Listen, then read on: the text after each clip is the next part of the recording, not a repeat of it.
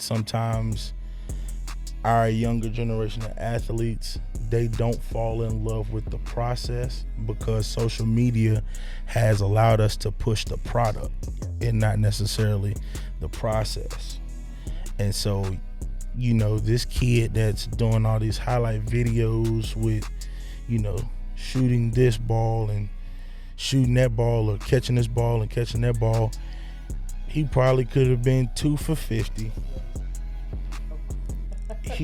That's probably a different angle from the same catch. You know what I mean? And so what happens is we're pushing out a product, and then when our kids get to a place where they have to reveal themselves on the next level, it's not the same. Man, all right, man. Stats Global Podcast. Welcome back, man. Another episode, man. Excited.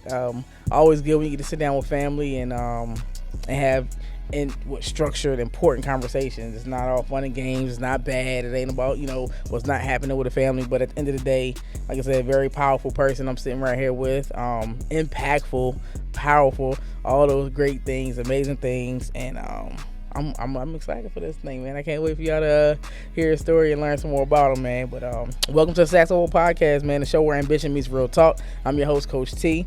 Each week, I sit down with leaders, entrepreneurs, and community change makers to have raw conversations about their journey, their mindset, and leadership lessons. If you're ready to grow, lead, and make an impact, you're in the right place, man. Let's get it.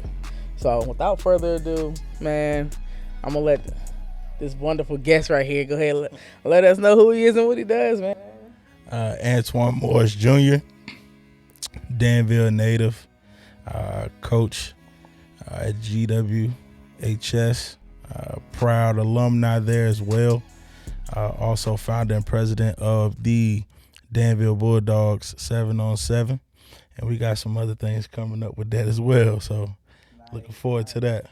Okay, man. That's dope. So we both alumni of the GW. It's a couple of them, but it's the GWHS in this area right here. Small city, like we grew up in and everything like that. So take us on this ride, man, from GW up until where you are right now. Okay. The journey, man, if we're going to talk about the journey, I think I would have to go probably back to freshman year at GW. Anybody that played football in that 2009, 2013 era, we had to adapt a lot. Okay. We had to adjust a lot. We had different head coaches. Coach Newell had just left, and we had got Teague and Little Teague, who's the head coach now at Reedsville High School. We had them. They came in 2009. And so I had them for 2 years. Then my junior year, I had Coach Bobby Martin. Okay. And then my senior year, that's when Coach Anderson came, who is currently still the head coach at GW. But I think my growth as a player and as a leader at GW, if I'm being completely honest, the one person that was like constant through all of the changes, got to get it to Donald Smith. Okay. Coach Smith was very, very Currently the wrestling coach? yeah. Okay. Currently the wrestling coach at GW. He was the consistent guy that was kind of not necessarily, I don't want to say the old GW way, but he's what I knew GW to be coming up, even as a kid. And he was what I knew for Danville to be as related to supporting GW. He's always remained the same. Always. He held you to a standard. So, and I was raised well by my grandparents and my parents. My parents were very young when they had me. So a lot of that parental responsibility was on my grandparents. So I've always been a natural leader because I come from lineage of leaders. Um, but when it comes down to meeting other people outside of your family, I would say the way Coach Smith kind of mentored me as a young guy, it kind of got me ready. And then I met this guy named Elliot Davis. I met Elliot, I want to say my junior year of high school. He was currently the middle school head coach at the time.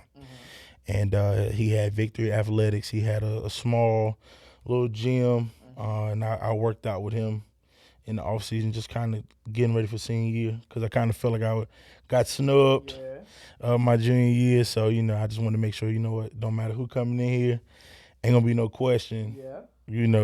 Who the leader is gonna be. And I think my peers really respected that as well. And Coach Anderson respected that as well when he came in. Our senior class was really locked in, but that's because we were together from City League, all the way up. Yes, for sure. Like, these are guys that I still talk to this day.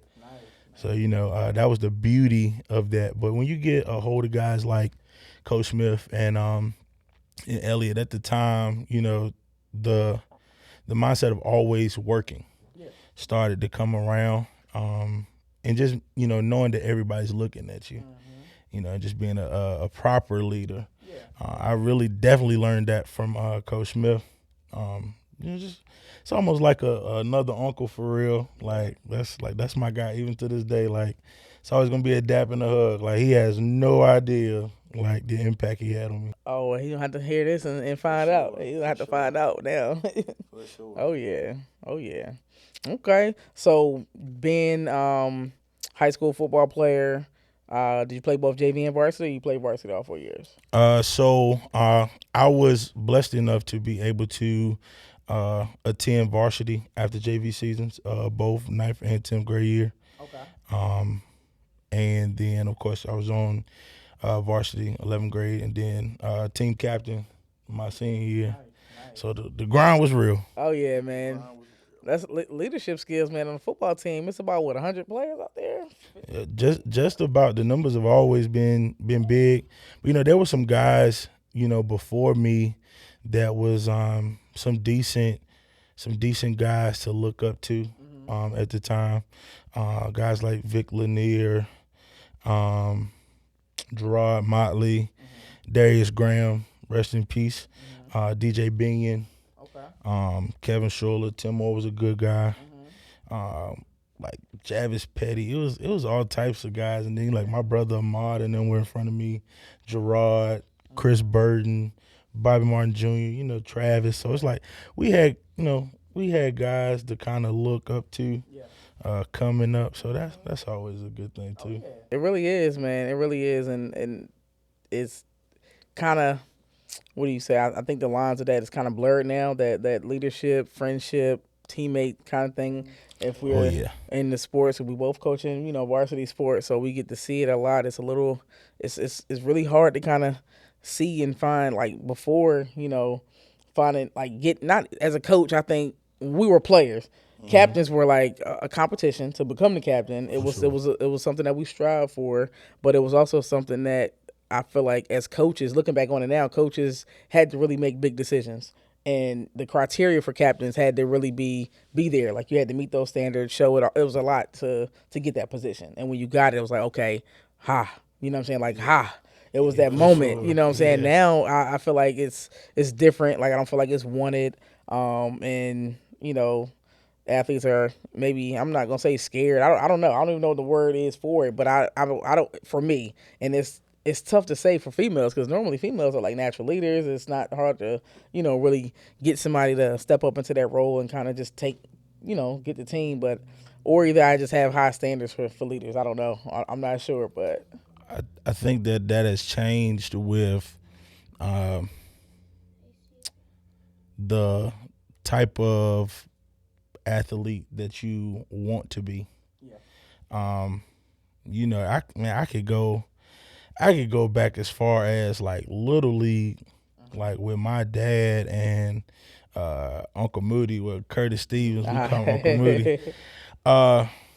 And those were things that were kind of like instilled in us. Like me and Q, we knew we were like sons of the coaches. So it wasn't a big deal to us as kids. I mean, but like we wanted to work. And at that time, you know, when we was coming up, we ain't have social media. Like you didn't see us run drills. You didn't see us you didn't see us go through the process and then we taking a flick once we get it done and it's real clean. You know, like our generation was just one that like worked. You know, so I think this athlete, the generation of athletes that we have now, the process is different. You know, and you know it's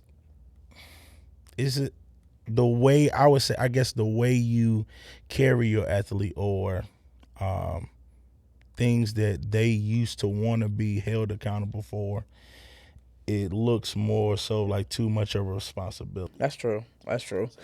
That's true. Well, I mean, we gotta, as coaches, we have to continue to adapt and, move with the culture, and not really the culture, but move with the athletes that are coming up and get that. But I mean, I feel like leadership is still like an important role and trait that's necessary. I mean, it sets the standards, sets the tone for your teams, for your organizations.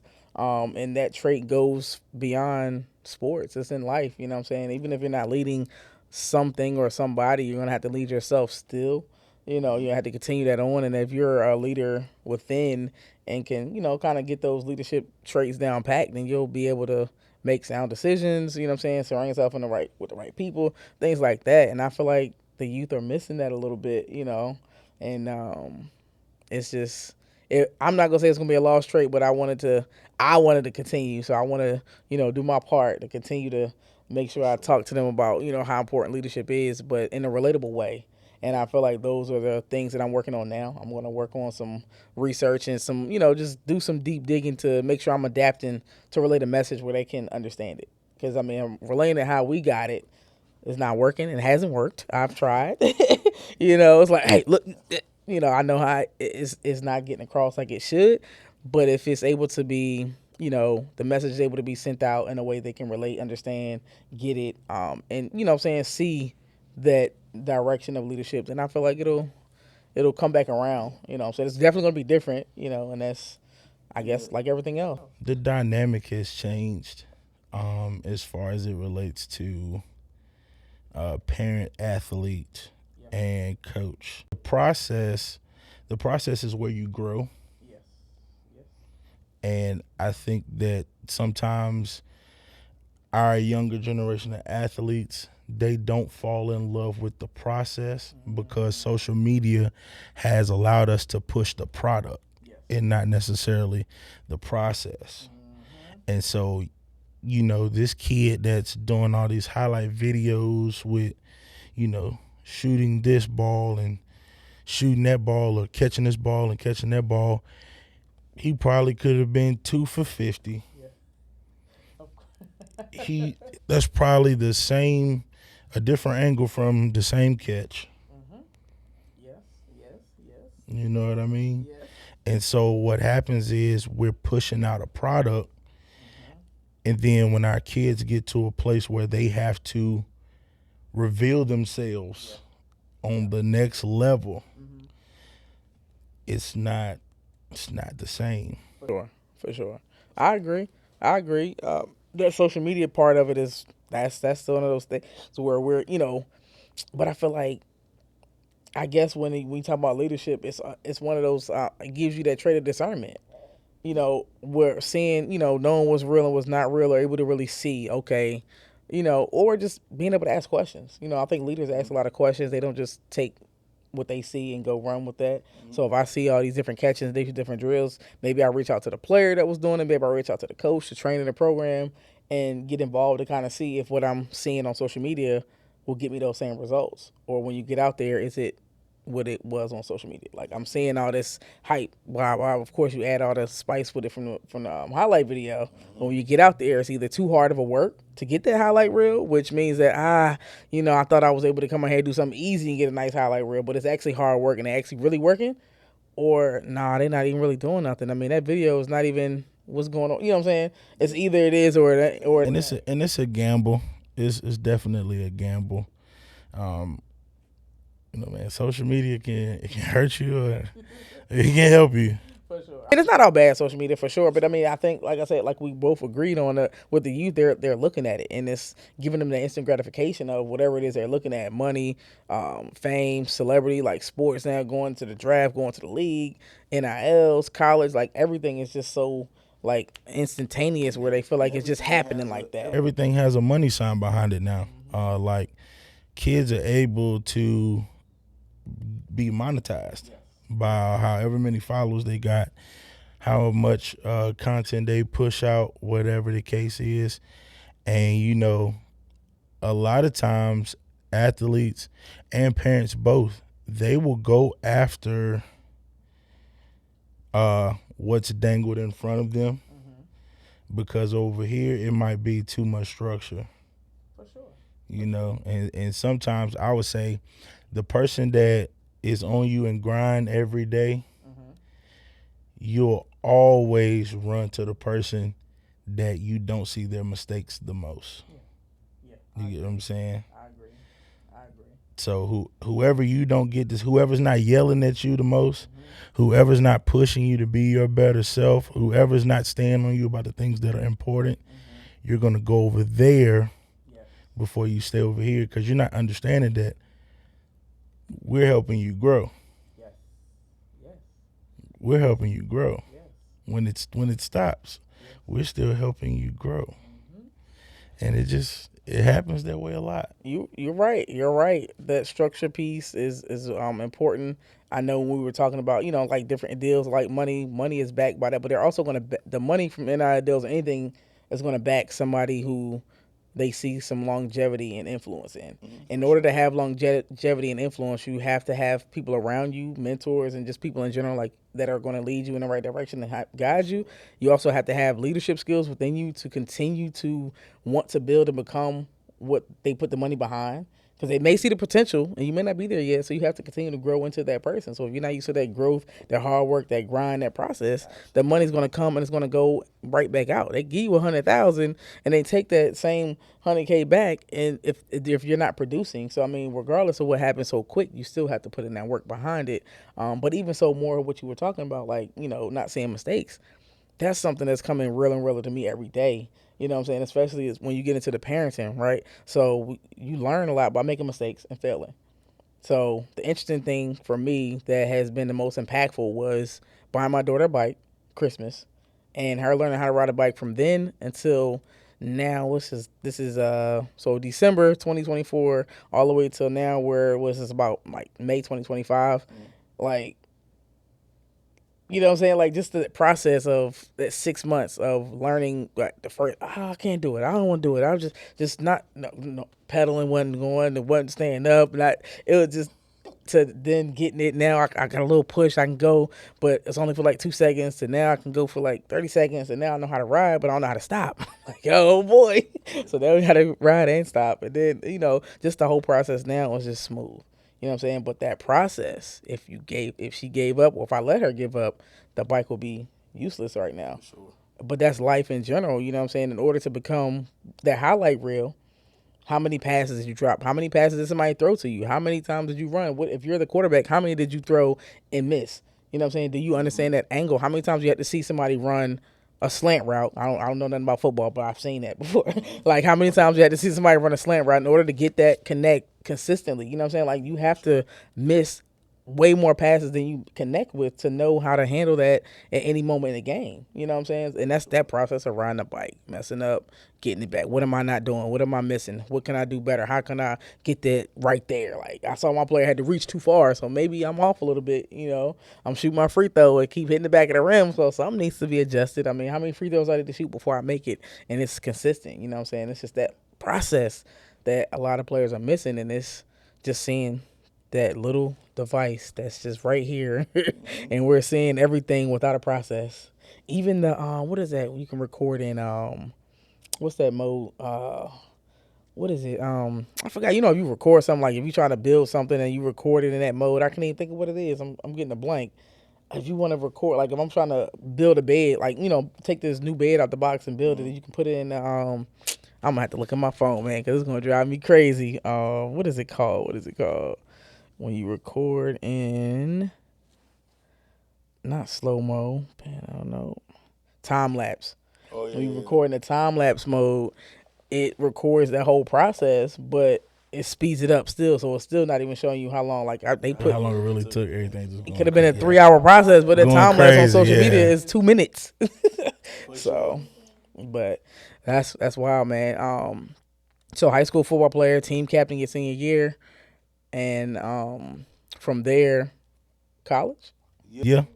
So I went to Ferrum College in Ferrum, Virginia, right outside of Rocky Mount, Virginia,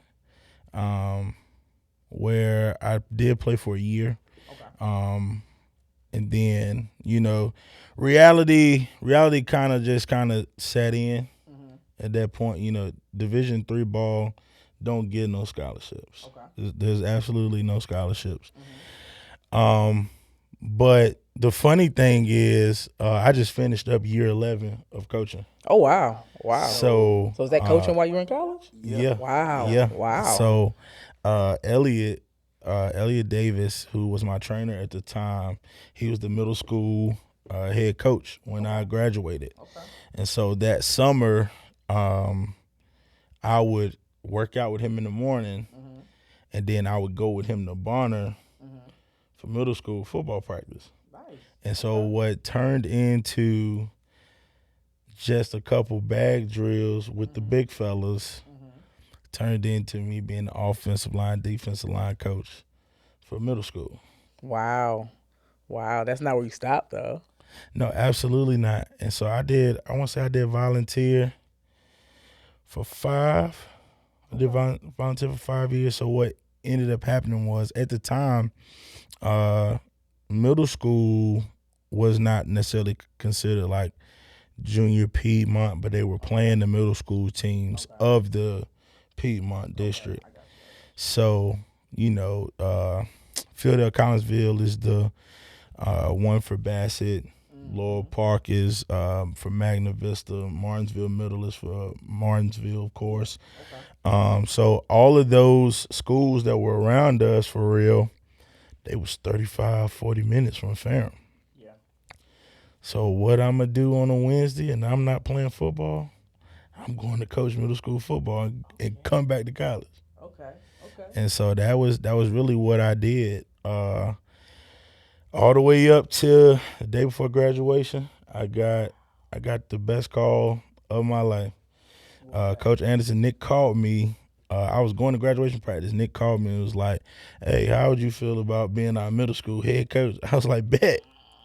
And so that year was guys like Kimori Dixon, Eli Bridges, Bobby Dixon, Avante Fitzgerald, Javion Inge. They were all 7th graders at the time. Kimori and Eli and them, they were 8th graders, but I had already had them coming in because I was Coach Graves' assistant coach. So when Elliot got moved up to varsity, Chesley Graves, we call him Chestnut, he ended up being the middle school head coach then. Oh, wow. And so and that's my guy. That's my guy for sure. And so we, having them kids that we had already had the year before. Mm-hmm. And, so those guys were I guess they were the Morris era for middle school. Okay. So we get in there, first year as the head coach, we go win a championship and a mud bowl.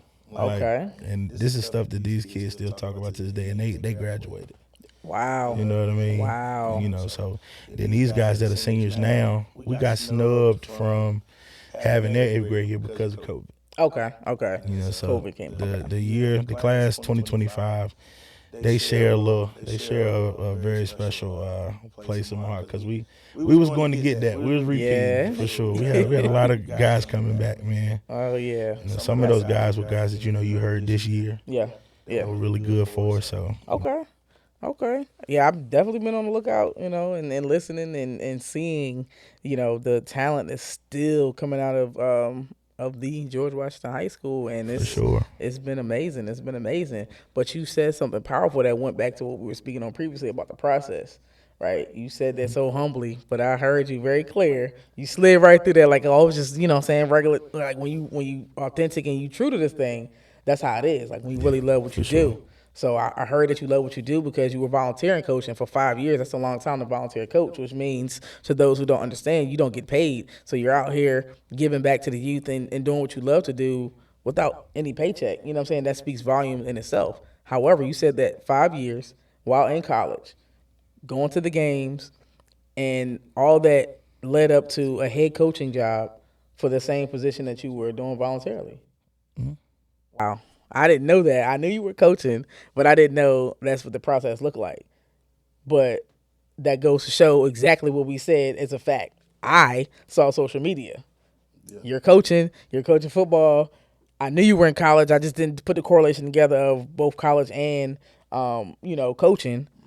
But at the same time, it's volunteer, it's no pay. And when you got the head job in the middle school, that was the first paying opportunity. Absolutely. Wow. Wow. That's phenomenal, man. Like that is a great start to coaching. That is again, that just shows which I already knew it, but I see it. Like I said, your love for the game, your love for the kids in general, like how you want to get back and impact the youth. Like it's And I definitely want to be clear on something. Uh, it's never about me when it comes to that. I could still do what I'm doing now and not get paid anything. for sure. I mean, most definitely. I mean, however, realistically, when you put your time in, you eventually will get rewarded. For sure. However that looks like. We grew up in church, so you'll get rewarded by doing the right things, and that reward went from volunteer to pay. For sure. You know what I'm saying? However, I feel like though that time you put in went to show. I mean, if anybody doesn't know that, they would need to hear and just keep replaying this episode and go to whatever part of it is where he said 5 years coaching before I was awarded the head coach job. But I mean, paid or not paid, that could have still came with a head coaching job with no pay. Still, you still would have taken it. However, it just goes to show you that process. I mean, to be a head coach in general, you have to put in work. You have to show leadership skills. You have to show something for somebody to want to hire you as a head coach for a program, especially a feeder program. So if I heard you correctly, the head football coach for the varsity program called you to be the head coach for the middle school program, which he knows directly feeds into his program. So that means that foundation is there where he would need and trust you to build them up to be where they need to be by the time they get to him. And those That guys, speaks volume. those guys that were successful for me, they came in advanced for him. Because like Eli and Kimori, they went to JV after our season was over, because at the time JV would still have like 3-4 games Okay. after us. And like my boys went up there and they played. Yeah. You know what I mean? Yeah. They went and they played. So it wasn't like they were going up there to be practice dummies. Like Yeah, they oh, went up there yeah. and played. So as a coach, you said it's important to know what? It's important to know the kids that you're coaching and where they come from. And when I say it was where they come from, not only their living situations, but as far as their knowledge of the game. Oh yeah, for sure. And so, I knew most of my kids at that time, they were the last bunch that really, really played opposition league football. Okay. So I knew most of them came from, under center, because nobody's really snapping shotgun at the time. So we learned the pro eye the right way, and I ran a few plays out of there, and then I introduced them into what is called the spread offense. Okay. Spread offense is what we've ran at GW for the last 10 years. Well, 12 if you want to count Teague. The first time I encountered spread football was the Teague era. But on that level of putting up a lot of points at the time, it came from Nick. Well, Coach Anderson, for those that don't know who that is. Oh yeah. So, just teaching my boys at the time how to run the spread offense. in the formations that he had, some of the same play calls. Yeah. So when they got up there to him, it was like, oh, okay, well, he know where this at, da da da. Yeah. So it's had some success off of that as well. So we're very proud of that. I mean, as a coach, I feel like that's important, and as a program, you want that kind of fluid transition where you're not having to reteach so much. You know what I'm saying? At a varsity level, like you have maybe you might have 4, which are the minimal amount of players you have, but for the most, you have 1 to 2 years to get them ready for that next level, which whatever that looks like for them. So it's easier if you don't have to reteach. I'm not even gonna say easier. It just makes the levels make sense when you're not reteaching things that should be learned at certain ages. Again, as kids, you learn certain things at certain ages because when you get to an adult age, these are things you should already know because the decision you have to make in that point of your life, you should already have learned things prior to that, those skills and things that you need. So it's the same concept with football or any sport. So if I'm a high school varsity coach, what they should be learning in middle school and at JV should not be what I'm not reinforced, but it's not what I'm teaching from scratch at varsity. Sure. And that was, again, great leadership on Anderson's part where he was able to put somebody in position in both JV and varsity, middle school and JV to build that out and keep that, that fluid structure going where it's like, okay, boom, we go from here. And once you max out middle school, you at JV. Once you max out at JV, or if you go from 8th grade straight to varsity, you already know. Now it's skill. Mm-hmm. Now you make JV or varsity based on skill. Yep. If I say, what did you say, 32 slip, whatever, if I call a play and freshman coming in, you can go ahead and boom, boom, boom and run through the playbook, then that's varsity material because now I don't have to sit here and, the plays, you can react, you can read, you can, go out there and go. And for sure. I think the important trait that you mentioned as well was knowing your players. Knowing your players outside of the sport is very, very, very, very important. However, the art of coaching is knowing what your players can and can't do. So if I know that this, 6'3", 300-pound player cannot run that play like a straight play, a wide receiver position, why am I going to keep him there? And every time he's late on the, he's late, not getting open or not catching, why would I keep him there? Knowing your players and what they're able to do, not do, and learn. Not saying that 6'4" or 6'3" player, 300 pounds can't, but if we speak in varsity, if you haven't been doing it, you're not going to do it. So just knowing your personnel, that's really important, man. Really important. In today's era of kids, why would I say today's era? A coach that loves you beyond your jersey number. Yes. Mm-hmm. That makes the difference. Mm-hmm. Yeah. Now, for me, I come from 2 young people falling in love and having me, and 2 grandparents that they were done raising kids. You know what I mean? But the process of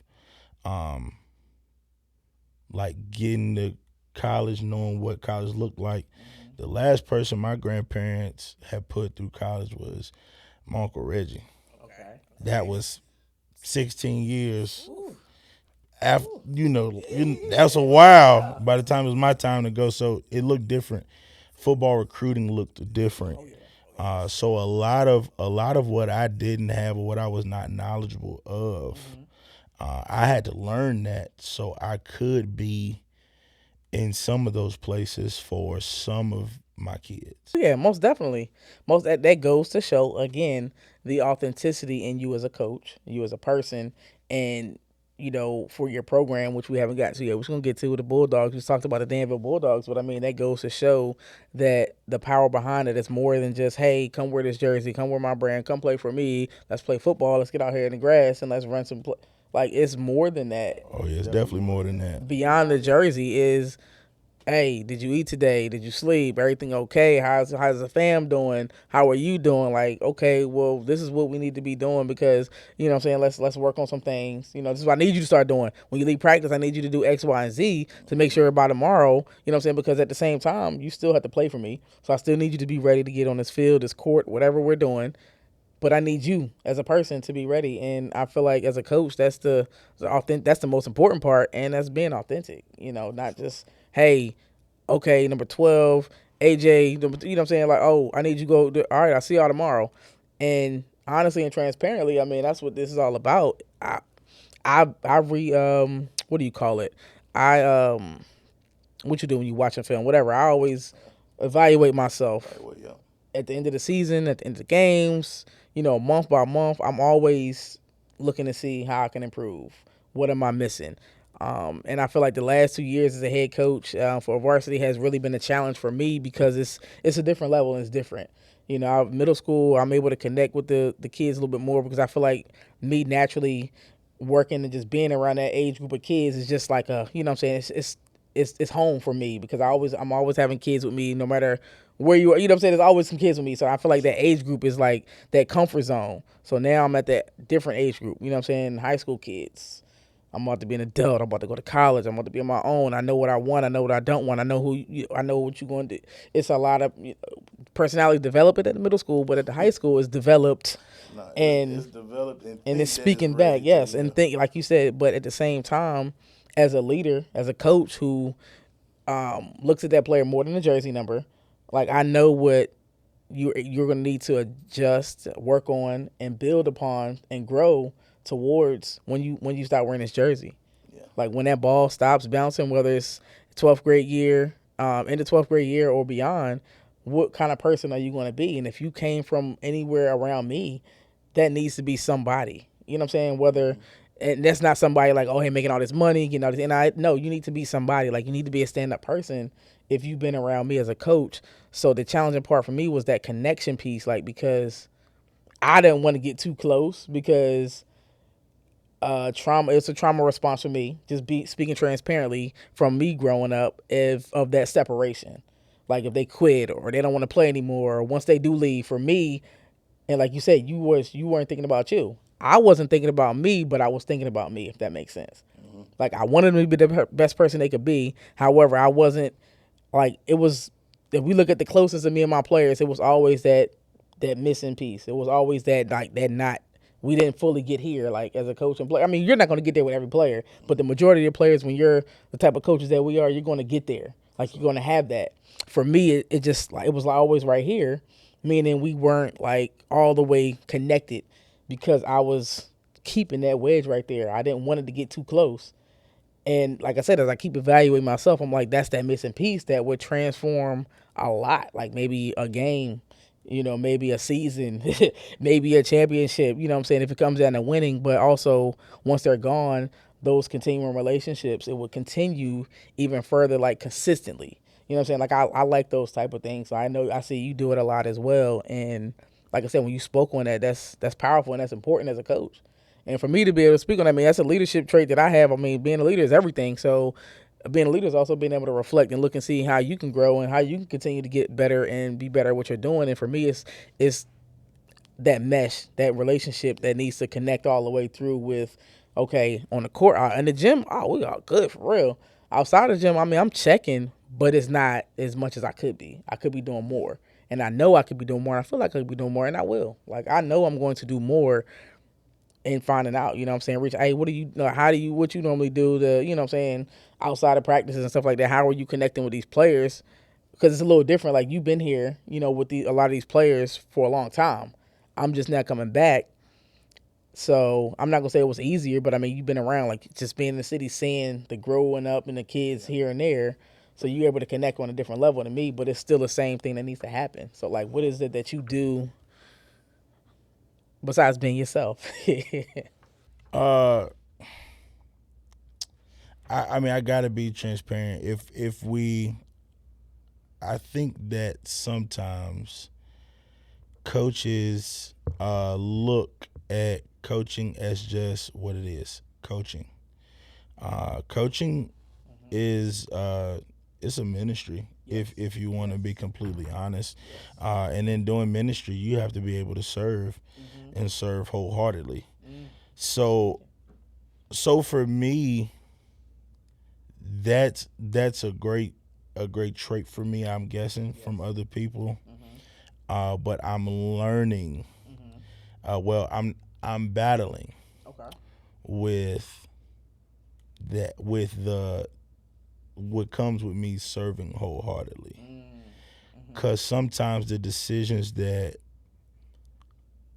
athletes and parents both Yes. can make, some of those decisions have bothered me. Yes, for sure. But now I have somebody that requires more. Like, I gotta stop being coach when I walk through the door at my house now. So like, whereas where it was just me and my wife at the time, coach could come through the door and I could kind of unravel to be with myself. I immediately have to leave coach in the car. Yeah. Not even like at the door. I have to leave coach in the car because I love these kids. Oh yeah. Like, Most definitely. I mean, anybody that know me, like when I say I love these kids, it's to the point where, not that I want a hand on what everybody's doing with kids, Yeah. but I feel that it's necessary that they see me. Oh yeah, for sure. Only because I know my heart's desire and what I want for myself. So when kids in the elementary school are saying, "Hey, you coach at GW, you don't want to be doing all that yelling on the sideline," or they be like, "You coach with the Bulldogs, why you ain't got my age group?" Like, you know what I mean? Like, these are the, like, this is what I want. I really got into teaching because I wanted to be with them around the clock. Yes. Because I learned what my presence did. Oh yeah. In the school. And when I say in the school, now I'm coming straight off graduation. I'm working with my uncle. You get what I'm saying? Like, I'm doing mental health skill building. So, you know, I've done my due diligence with my clients. I got an hour to spare before it's time for practice. Cool. Let me pop in Westwood. Let me pop in Bonner. And let me walk through here. And what started happening was my boys were such an influence in their classrooms. When their peers saw them get quieter behaving at the front of the classroom, they peers started doing the same thing. That's impact for sure. And so, you know, I was like, well, you know what? I can still do what I'm doing. I need to go get into school. Yes. Had no idea that I would love teaching. Oh yeah. Definitely. Now, it's I love coaching because I know what was shown to me revolving me coaching. Yeah. Right. And so teaching has become that other piece because there's a whole nother brim of kids that don't shoot a basketball. Exactly. That don't throw a football. Exactly. You know what I mean? Yeah. So like, and I got into Danville Public Schools at a very, very pivotal time. The 8th graders at that time when I started teaching, they are now 10th graders, so they're the Gear Up Virginia crew. So like, we did the college visit. So like, okay, cool. So when I had Avid at the time, there's a section in Avid where you're teaching next level thinking. So you came and talked to the kids. So we talked about getting ready for high school. Then boom, we talked about college as well. And so with the Bulldogs, I'm able to tie what I'm teaching into football. So like, me and my boys, we have financial literacy conversations as it relates to scholarships, grants, loans, and we really don't know where we're going to be at as it relates to finances and higher institutions. Then. And so my thing has always been for them is allow the sport or whatever to get you in there. Who you are as a person is going to keep you in there. Oh yeah, most definitely. And I always tell them, I mean, I'm not gonna tell you something that I didn't live or that I didn't experience. Like I'm not gonna lie to you. I'm not about to do that. Oh yeah. Like I went to play football for 3 months, 2 months, 3 months. Oh wow. Okay. You know what I'm saying? But who I was as a person and the gifts that God gave me, of course, of like music, singing, things like that, that helped my financial aid package thousands of dollars more than playing football. Man, it's bigger than basketball. It's bigger than football. It's bigger than the sport, man. And so eventually, my boys, they will tell you. I tell them that all the time. Eventually, it's gonna stop. Yes. Regardless, like if you're fortunate enough to make millions, thousands of dollars, whatever, and you and your family are secure, after you're done playing, I'm proud of you. You are one out of a million. Yeah. But we can always be good citizens. We can always be good people. We can always go own a business. We can always be a part of things that are bigger than us. Oh yeah, most definitely. And the biggest thing I tell them all the time, you gotta know who you are now, because if you listen to people, you'll go crazy. Yes. You'll go crazy. Yes. You'll go crazy. I've been coaching for 11 years. You have no idea the countless conversations I've had to do. I ain't even gonna say defend myself, because at that point I stopped giving responses. Yeah. But when it comes to coaching, it's no money in that it doesn't pay. I understand that. For sure. I understand that. But hell, if I die, what impact would I have? Yeah. You know what I mean? Important. Like, That's important. and some things are just bigger than yourself. And the thing is, I'm aware of responsibilities that I am obligated to, Yes. but I'm also obligated to do a job. Yeah. My favorite video of all time is Tommy Ford, that was Tommy on Martin. Oh yeah. There's a video, and he explains the difference between a job and occupation. Okay. The occupation, that's my title. My occupation is teacher. Yeah. But my job, I was called to serve. And so if me coaching football is me serving, that's my job. And sometimes I love my job more than I love my occupation. Yeah. But at some point, my job and my occupation intertwine with each other. So I'm literally, and my administrators can tell you, you'll never watch me walk into my school upset. Oh yeah. You will never see me leave my school upset. Coaching the basketball game, we done lost. Oh yeah, I'm upset, but like, all right, I'm good. I'm cool the next day. Yeah. Oh yeah. Of course. Cause the competitor in me is like, but like, Coach Morris about to come back into the school, and we're gonna be on 100. Like we gotta learn. We're gonna be lit all day. Oh yeah. Oh yeah. I like that. Occupation and job, teaching, and then coaching. It's called to serve. That's important to recognize what you would call to serve and do. Once you realize that, and your ministry and your gift, that's why you're able to walk the walk that you walk, and you know what I'm saying, carry yourself the way you do, because it's so easy. You know, I keep hearing this entrepreneurial stuff, like when you look at different posts and different people that are in that success, you know, that are already in that level of success that people look at, and they keep saying, you know what I'm saying, one, find your why. You know what I'm saying? Know your why. Not find it, but know your why, and make sure it's strong enough. But what comes easy to you that doesn't come easy to everybody else? That's the number one question that they're asking now. Like, it keeps coming up on my timeline. I maybe have said it, you know, everything is here and everything. So it keeps coming up on my timeline, and I'm like, man. And it just hit me the other day. I mean, for me, it's that's not even gonna say talking. Talking is just saying stuff, but conversation. I don't care who you are, where you are. I know you, don't know you, whatever. Conversation for me is easy, and it's not. Oh man, what you eating tonight? When the last time you been out? What's the new shoes coming out, man? I mean, I can have those conversations because I know how to meet people where they are. That's easy.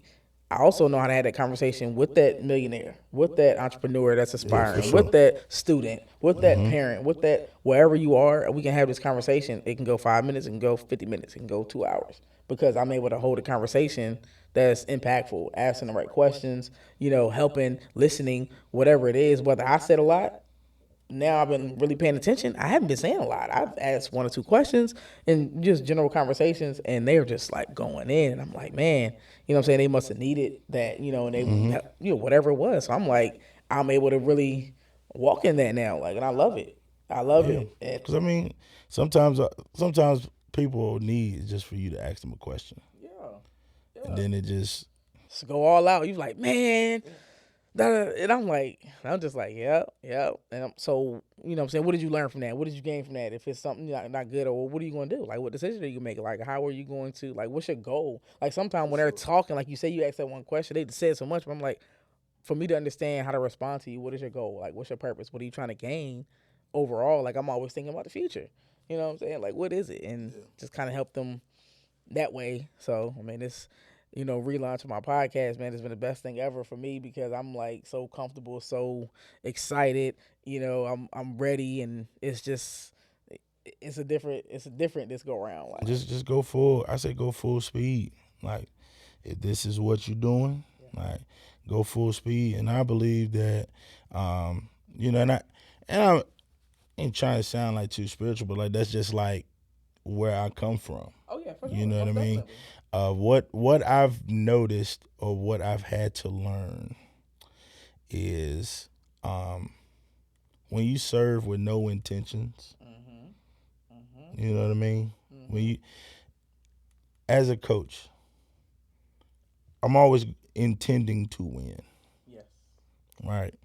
But like just last night, I had one of my players have me on their list of teachers as an inspiring educator for graduate distinction.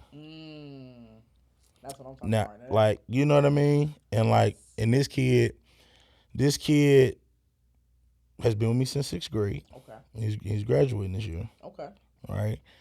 And he was like one of the, I had a group called the Babies, right? And they were like my little guys, like really, really small. We get a couple yards for me, whatever, basketball.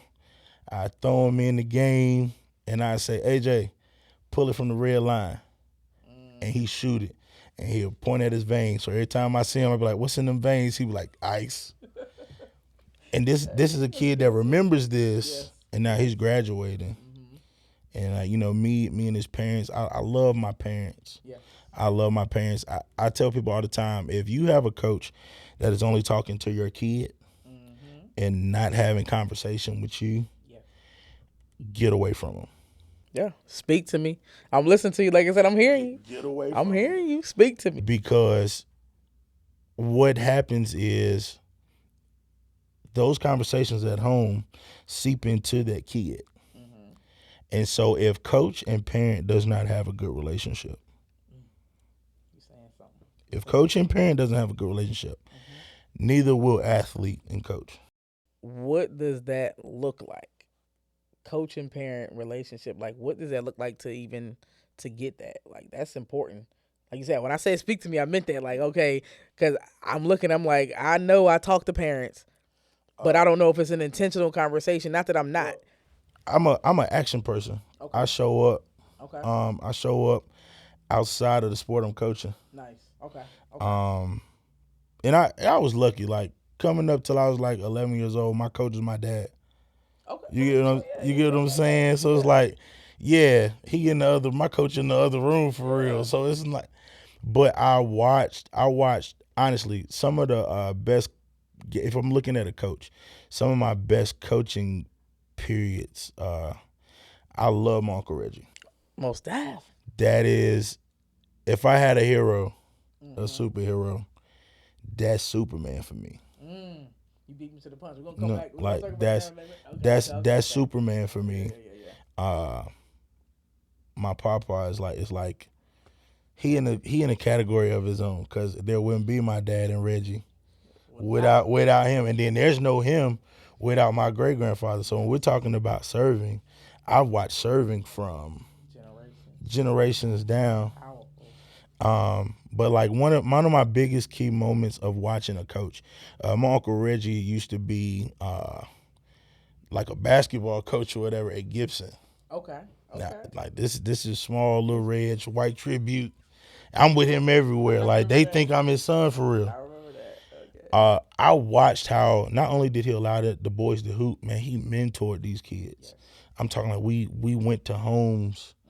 Like I watched him clothe players, feed them, help parents. Like I watched that as a shorty. So we talking about 7, 8 years old. Here I am, 28. I still remember that 21 years later. Like I watched that. I watched my dad, take people home, feed them on the way, whatever. Mm-hmm.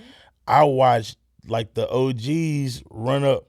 Doc, what's up, Doc? Man, let me tell you about your papa. We coached me, like, you know what I'm saying? Yeah. And then like my grandpa, like, I can mention my grandpa now. You know what I'm saying? And it's like people still know who he is. You already know. You know what I'm saying? Like, and it's not just him being a pastor. Like my grandpa, he went to meetings. He showed up at the schools. Mm-hmm. He sick and shut in. So like, and this is like I didn't go to daycare. I was with him. So I'm going to see the sick and shut in. And I'm in the office. You know what I'm saying? Yeah. So like when it comes to I don't know what doing too much is as it relates to serving. Okay.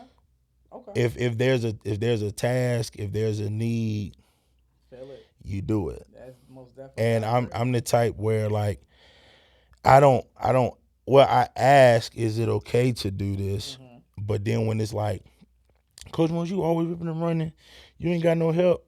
If you not asking me what can I do to help, if you waiting on me to ask you, I'll never ask. Exactly. Because I'm never like that. Yep. And so when it comes to serving parents and kids, just show up, have the conversations, act like I have kids that I knew was not going to play football. Mm-hmm. I mean, like in school, I knew I had kids that were not going to college. Yeah. But like every year, I've had 3 different graduation announcements come to my house. Yeah, that's powerful right there. You know what I mean? Like graduation cookout invites. That's the capstone of coaching. When you see they graduate, yeah, like the first one. If they go to college, this will be another one. Yeah. Wow. It's crazy. Like, and then you start getting kids that start going to your college. Mm-hmm. Make you proud. You know what I mean? Yeah. Like, and just stuff like that. And like, luckily, thank God for fam going D2. I can really be like, yeah, we can give a little scholarship money now. Okay. You know what I mean? So, it comes full circle. But I love my parents, and and when I say I love my parents, it's because we had to grow together. Okay. Like I went into being a head coach really, really young. Mm-hmm. So I'm not gonna say that I've always said things the right way. I'm not gonna say that I've always done things the right way. But I appreciate the parents for allowing me to grow while helping mold their kids. Yes. And like, I've had, I try not to, I don't have any favorites, right? I don't have any favorites, but I always talk about the kid that comes from the home where dad was always active. Yes. That dad that allows you to be a part of the village of his son and doesn't get jealous when his son talks about you. Mm-hmm. That's big for me. Yeah. Oh, yeah. You know what I mean? That's big for me. You touched on a really, really good point when you spoke about Uncle Reggie. You spoke about Uncle Jerome. Just mentioning those impactful people to you. Being mentors to you help build a foundation. Clearly paid it forward as well. Like what they were able to do for you, you're doing for others, and continuing that. Now you're speaking on it. So now vocally, it's that message. Hey, look, give back, mentor. You know what I'm saying? Just go out there, be your authentic self, and you know what I'm saying. It's more to coaching than coaching. Like you have to be connected and build those relationships, parents, players, all the way around. Like everybody has to be, on one accord for success to happen, whatever that next level looks like. So back, let's go back. Let's go. Just give me your mentors again. Like those, and who are those impactful people that kind of help you become the person that you are today, and why? Like, why were they? So my Mount Rushmore by far are Morris men. By far. Generational leadership. My great grandfather, my papa, Reggie, and my dad. Now none of them are in their orders or whatever. Except my great grandpa, he gonna be number one all the time, every time. He in the category of himself. And then the rest of them, they can it is what it is. But yeah, and then like when you get boom, I'll tie it into how I call. I just did a thing about support networks with my kids, and there's 3 tiers to that. It's personal, which is your family. It's social, which are your friends, and then it's professional, which is like your job, or your team, or your. So my family, my Mount Rushmore for family is definitely my dad and my papa, my uncle and my grandpa. Personally, if I talk about those that have helped me grow, that are not my coaches, Jay Purdue has been good to me. He's our defensive coordinator. He's been pretty good to me.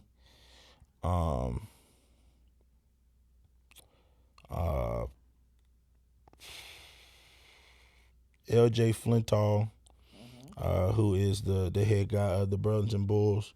He's been really good to me. Is as far as mentoring me as far as like how the process of making division bigger. Maurice Furrow. He's the pastor of Van Street. He's been really big to me and for me. And my Mount Rushmore would have to be, I guess, 5 people, because it would be my pastor, Pastor Fuller, and then it would have to be this guy named, we call him Magic, this guy named Charles Brandon. And he's really the one that kind of pushed me out there. Of course, I do like soul R&B music with a band. He's the head of that band. But he's helped me grow musically, and just intertwining real life stuff into music as well.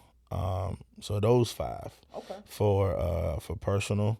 For professional, professional, if I can be completely honest, I would say Tyrell Payne, Coach Smith, because that's that Coach Smith, Bobby Martin. Bobby Martin's been good to me. Nick has been good to me as well. And I say, man, Tyrone Graham. And I say Tyrone Graham because this man's old enough to be my grandfather, right? But he insisted that I lead him when it came to coaching. Okay. Coach Graham. You talking about Coach Graham, big time Graham. Whole time you saying Tyrone, I'm thinking Big Ty Graham, Coach Graham. Okay. Oh yeah, real good dude. Yeah, Real good dude. and has never changed. And I watched how he adjusted to change so gracefully. Adaptability is a skill. And I'm talking like where I know I would have been like, nah. Like where I know I would have gave up a fight for real. No. That's dope. And he's so big. He's so big to me because I never forget it. I've as long as I've been coaching, I've been passed up on a lot. And he's watched it all. Okay. And I was like, I coached basketball because I knew basketball. Football is what it is. Oh yeah. You can always take basketball I'm okay with that. I want that to be very, very clear. I've said that on numerous occasions. Football, I'm fighting. Oh yeah. Like that's just football. I'm fighting. Yeah. That's just what it is. Oh yeah. But Graham, man, they made him the head coach for the boys. But the plan before was another way, right? Okay. And he called me and he said, "Coach, I know you're gonna coach with me this year." All right, yeah, cool. What you need from me? I need you to drive the ship. Hey. Say less. Let's go. We in the gym on Monday. Let's go. Like, but he didn't have to do that. No.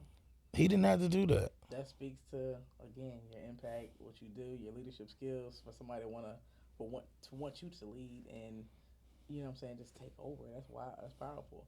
Like, and he's been consistent the whole time. I'm talking like man, I'll never not whatever he need me to do, I'm going every time. Oh, that's dope. Every time. Cause you gotta do that. That's dope. Yeah, you're right. You said the social network when you were talking about your mentors just now. You said the social network, right? And how to build it. So, what's the correlation in the Mount Rushmore? Because I think you said Mount Rushmore, and then you named 5 people for each of those different. So when you do your support network. When I'm teaching support networks, I help students identify allies or resources that they know that they can utilize, but they can utilize it to grow from. Nice. Okay. So in school, it could be a teacher, it could be a guidance counselor, your principal, somebody you know that you can go grow from. Yes. Your social, your personal is your family. Like, cause everybody that's blood or share the same don't always mean that they love you. For sure. You know. And then your personal is where I make them identify who their friends are. Okay. And I make them identify with influences. And the good thing is sometimes you can find a person that is in all 3. Okay. Interesting. So if you have somebody that is in all 3, you've now found your constant. And you can decipher the conversations of where to grow from. Oh yeah. That's a good good standard to have around when it's coming down to that, because that is really important. Those 3 different levels, it helps them, differentiate the type of people that you need to have around, like that circle that you need to build in general. So if you can look at that, you really don't have anything. Because I mean, I've been in the classroom as well. I'm looking at if you don't have anything, they let you know where you need to start from, where you need to build, and what you need to be working towards, because that's something that you need to have. That's a necessity. But if you have some, then okay, let's look at it. Let's make sure, you know what I'm saying, it's going to show what that looks like, 5, 10 years from now, 15, 20 years from now, because that is going to be your, foundation of people that you depend on, that you call on, that you are able to always have. And because I mean, you talked about yours, you know what I'm saying, that strong was your family, and then from there it didn't go out too far. Like, it didn't go out to a lot of, I mean, you have that professional network, but at the same time, some of that professional network have been people that you've been around for quite some time. And if you look back, I mean, I know, of course, a little bit more different than, everybody else that don't know you, but I mean, looking at the beginning of your Mount Rushmore, when you talk about the Morris men, that makes sense. That foundation helped, then looking at the next level. And the next level, it's like, okay, so you've always had that constant foundation of strong mentorship around you to mold you into that strong mentor that you are for other people, which, like I said, it speaks volume and is impactful, man, because the youth that you impact, like you said, when you get graduation letters and calls and, parents want, hey, come talk to my son, what's going on in school, you know what I'm saying, and my daughter got in trouble. I mean, you're in the classroom, so now it's not just the males that you're impacting, it's also females, that it's important. They need to see that, and that's crazy. The mentorship, the leadership, the coaching.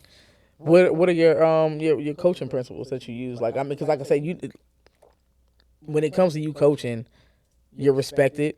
The players look up to you. The parents, you know what I'm saying, they let you do your job. Your peers, same concept. They know your strengths. They know what you're able to do. They know your impact. So, like, what are those principles that you've been able to use that kind of helped you get to where you are right now? Uh, the 4 years that I was in high school, I mean, I had 3 different head coaches. Mm, That's a lot to change from. that's a lot of change. That's a lot. That's a lot to change. Yeah, Man, that's a lot of change. that's a lot of change. And Wow. and so the biggest thing is, what is the biggest part for me is I come from where they at. Okay. If you know, if that makes sense. Yeah. Like Oh yeah. I'm Danville, born and raised. Yeah. I'm Danville Public Schools, Yes. born and raised. Mhm. You know what I'm saying? So like, this is home for me. Yes. Yes. And like, just cause I'm at home, don't mean I'm hurting. Oh yeah. Just cause I'm at home, don't mean I'm bored and I'm depressed. Exactly.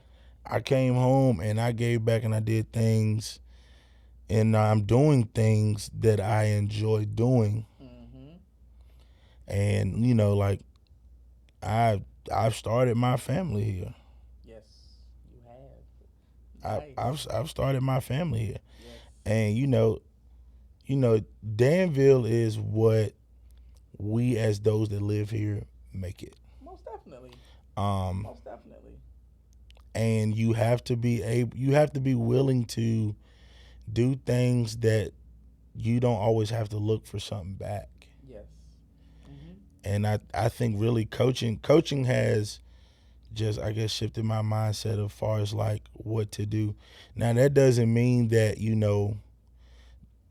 I'm not the young Coach Morris now where I can just roll and go. Like, I'm a family man now, so I have people to consider. Yes. So if the situation makes sense for them, they ultimately will always come first. Okay. But I also have players that understand that. Yeah. Okay. You know what I mean? That relationship is there. Yeah, for sure. For sure. Talk the messaging. Like, so the Bulldogs are we're in year 4. Okay. My son is 2. My boys remember when I said, all right, cool. Don't be thinking I'm laughing when a little boy running around on the field. My son runs around on the field at practice. Okay. So these boys that are senior for us now, they remember like, hey, yo, Coach Morris wasn't playing. And then a step further than that, the guys that left last year, they remember, my wife coming with me to the games as my girlfriend, like in school. So like I've let them into that part of my life. Like parents came to the weddings, like, nice. And baby showers and things like that. And it's just because what I have allowed. And the thing is, and of course I've been told before, like, don't get too close to the kids, like, if you're loving the kids from a genuine place, Yes. you don't have to worry about that. Yes. Now, I'm not saying that someone won't be mischievous or Oh yeah. whatever. However, I know my intentions when I am coaching and when I'm teaching these kids, and they can tell you, Coach Morris love me, and it's not the fact of me just telling them I love them. I show up. Most definitely. My kids are 707. They leave with a hey man, love y'all boys, man. Family on 3. Like, they get that. Yes. And it's to the point now where when they leave in my presence, they telling me I love you first. That's dope. That's powerful, man. That's the caps on the coaching right there. You want to feel and hear those things. Those are stories you see online. Like, who just recently retired, Spurs coach, Popovich. Yeah. Like, what I'm saying? Players from beyond now, even players that didn't even play for him. Like, I mean, that just goes to show when you are walking in your purpose and doing what you love to do, and you're genuine, authentic, transparent, it's tough moments, it's, good moments, and you mean well, that you're going to get that kind of outcome when you're done, even while you're there. I mean, but like, especially when you're done, you're going to see that. And that's the vision that you have as a coach when you're out there. Like, I love coaching. You know what I'm saying? I love it. Then I got in the classroom, started teaching, and like you said, I wanted to be around them all day, every day, because I'm like seeing you after school, hearing all this stuff, and all that. I'm like, nah, let me get in here and see what's really going on from every perspective. Yeah, what you really got going on, and what's really, is it really what you making it to be, or do you really just need to, you know what I'm saying, get some better structure and, you know what I'm saying, get it together, you know what I'm saying? And I'm like, okay, now I've been in the classroom 10 years, I'm able to see it, and it was definitely like, I love it. I love it because I love to teach. Teaching, coaching, go, like you said, they intertwine.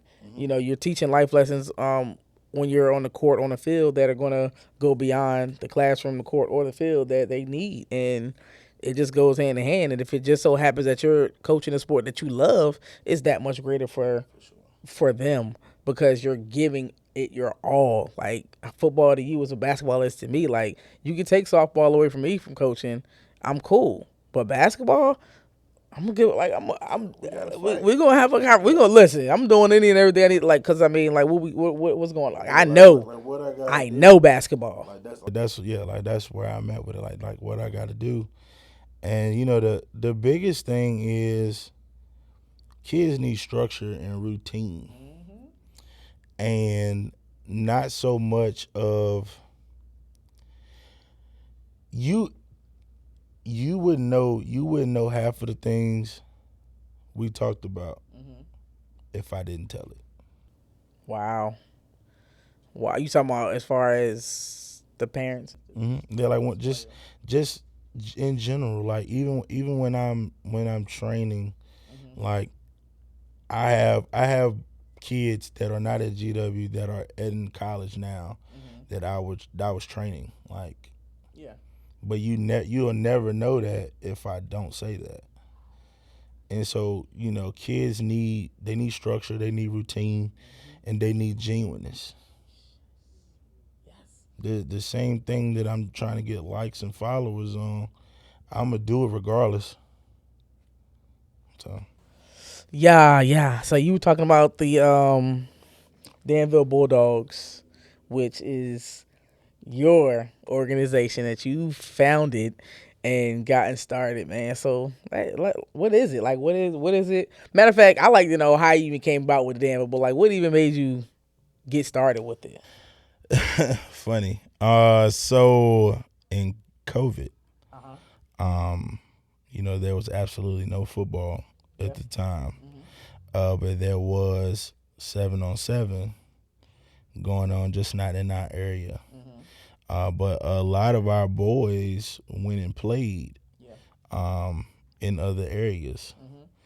And so me and a couple of other coaches were talking, and I was just like, man, bring something like this to the area. You know, and they had mentioned it to me how they would help, you know, kind of get me started. And they did. They stuck on their word on it. And then Coach Jay Purdue, he connected me with LJ Flintoff. Okay. And he is a big guy in the North Carolina area. Okay. And so we got to talking and stuff, and he was just kind of showing me the format, like the printout, because I always wanted to do something in the summer. Like, at the time, I ain't had no kids. Yeah. None of that. I'm bored. You know, in COVID, I'm bored. And so 2021, Denver Bulldogs was birthed out of the great city of Danville in January of 2021. Okay. Because we go from January to the end of May or June 1st, depending on where it lands. And so what ended up happening is, you know, I didn't want what I was doing to just be for GW kids. Yeah. Okay. And I want to make sure that I make this very clear. We are entirely too small of an area to be separated. And that's with anything, basketball, football, baseball, whatever. We're entirely too small of an area to be separated. So I wanted to take it a step further and reach out to Pennsylvania County kids. And I have been blessed enough to have major athletes from all county schools. From all county schools, I think except one. But I did have one of their kids the first 2 years. And it has allowed me to build relationships with those coaches out there as well, because what we provide the kids in the off season helps their program in season. One of my biggest stories, because when you start something, you always want to know, like, am I doing it right? Who's talking, who, whatever. Defensive lineman, offensive lineman coaches, coaching routes and passes. Like, if you know the game, you know the game. Yeah. Like, sit me down, talk to me. I can talk that. I can coach that. And so, for a while, I was like, man, what we doing, is it really working? And then when those accolades come out, and I see that most of the kids in the county are Bulldogs, or I see most of the kids that's getting defensive back and getting receiver and punt returner and all, they're Bulldogs, and then I can even take a step further. E.J. Linder played for us his 8th grade year. He came out his 8th grade year, played for us, and he tore his ACL in the tournament. Oh, wow. He didn't recover till second semester of his 9th grade year, so he missed his first year playing high school ball. He got healthy enough to play 7-on-7 the next year. Okay. This past season, he's first team on both sides of the ball. Ooh, both sides, offense and defense. Both sides of the ball. Ooh. Okay. Off a torn ACL. Ooh. Ooh. Not to mention, he's a great student. That's what I like to hear right there. He's a great student. We got, shout out to my boy Sean Miller, who's the head coach at Gretna. Okay. I got his son. Okay, that's dope. You know what I mean? That's dope. I got his son. That's dope. Got his son. I got his starting quarterback. You know what I mean? Like, he brought me his guys. That's speaking to, and this is after a year maybe 2 of having his son first. Wow. You know what I mean? Wow, that speaks volume. That means it's going to continue to keep building. Building. Dan River's family. Dan River's family. Micah Knight, that's my family. That's cuz. Okay. He send me his guys every year. Of course, we always reloaded at the G. Oh yeah. And these, luckily for me, these kids that are on the Bulldogs, I done had them since they 12. Oh wow. Like, these were my babies in middle school. So, like, yeah. So it was easy. It was easy to get my kids from G. It was easy to do that. And then Chatham, I've had kids like Jaden Breelove, who's going to he's about to commit, sign his letter of intent this week. Like, I've gotten that text, Coach, I need you at Chatham. Oh wow. I'm ready to sign. That's you know what I'm saying? Just yes. Right now I got, Amari Word, who is an awesome 2-sport athlete out of Chatham. Tamani Turner, he's an athlete out there at Chatham as well. Just all of these kids, that don't see me during the season. You know what I mean? And it goes even further, to some standouts that were at Dan River now that done graduated.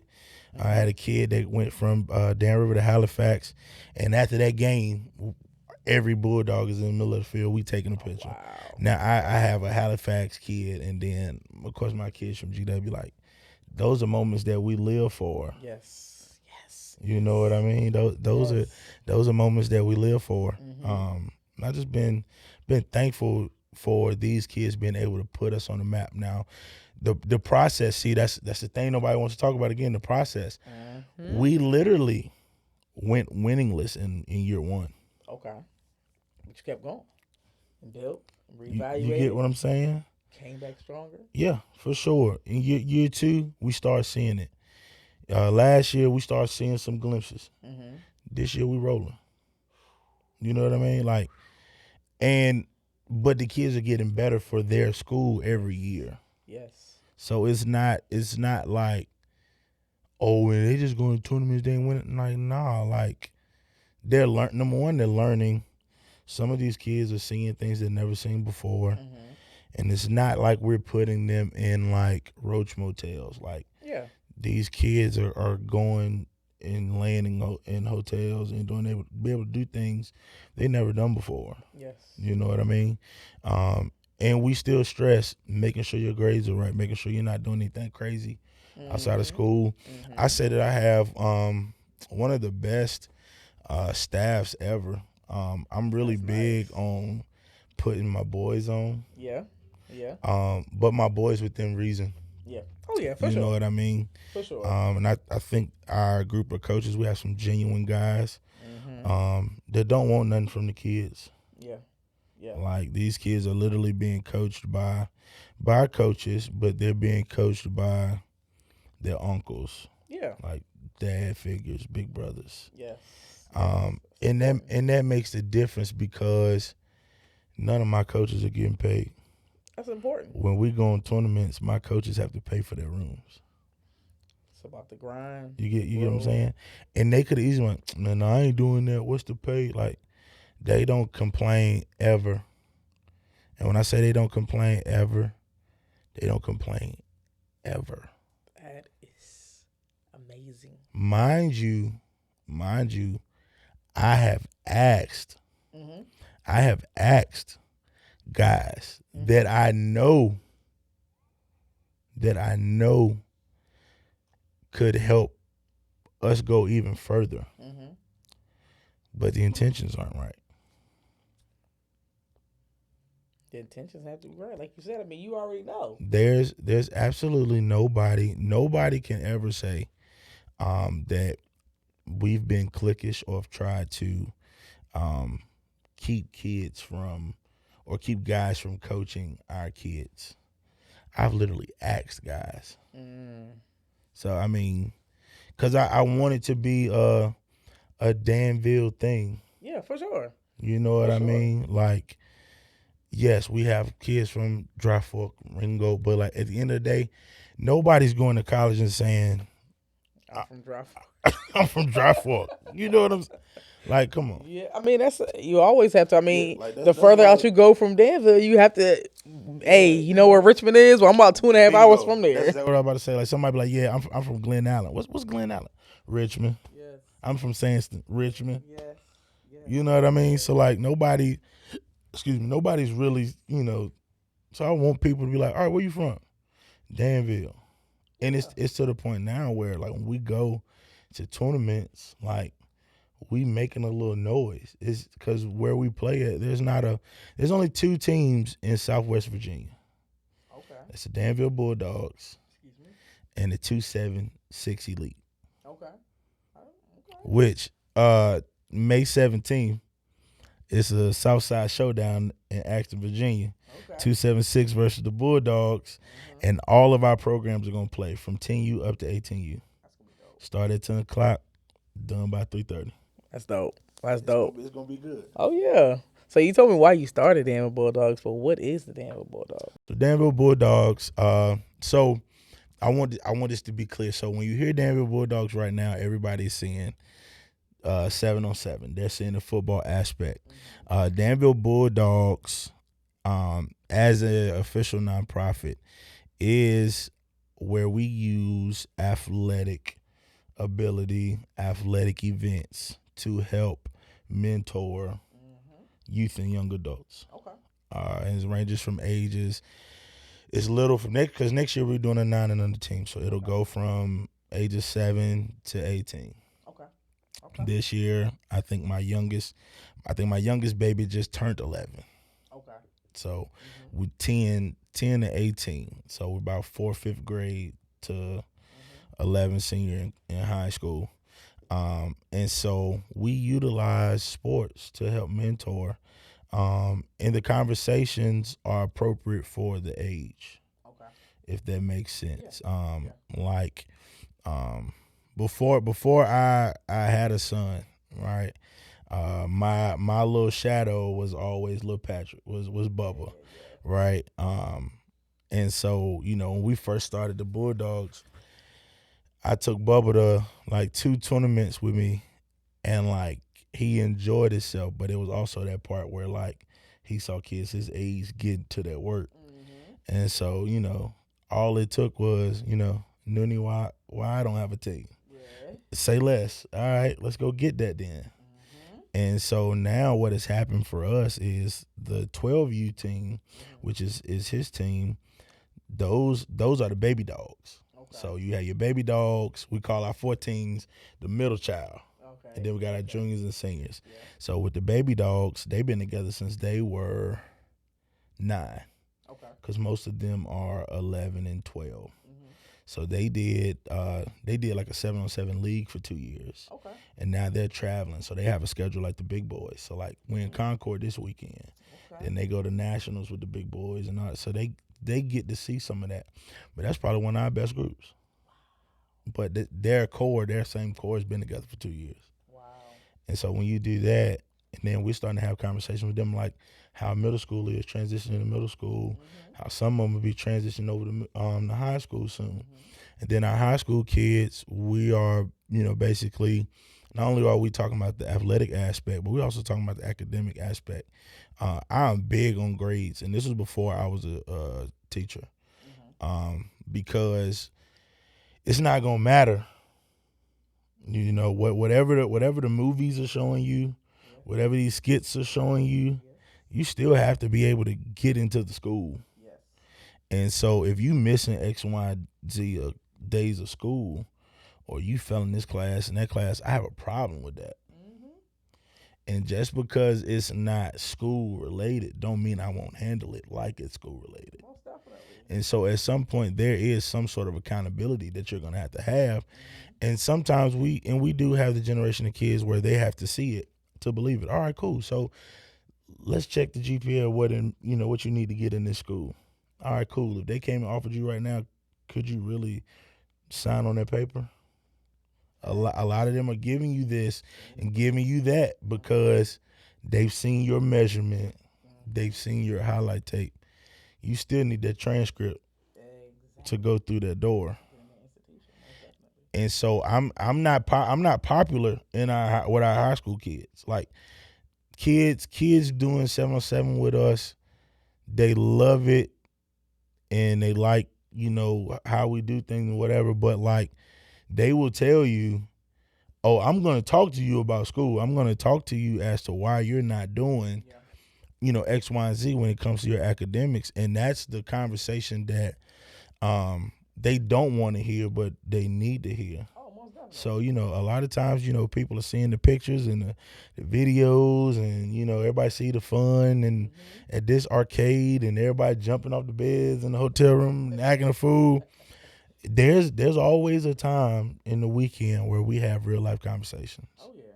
Because they have to take something from it. Most def.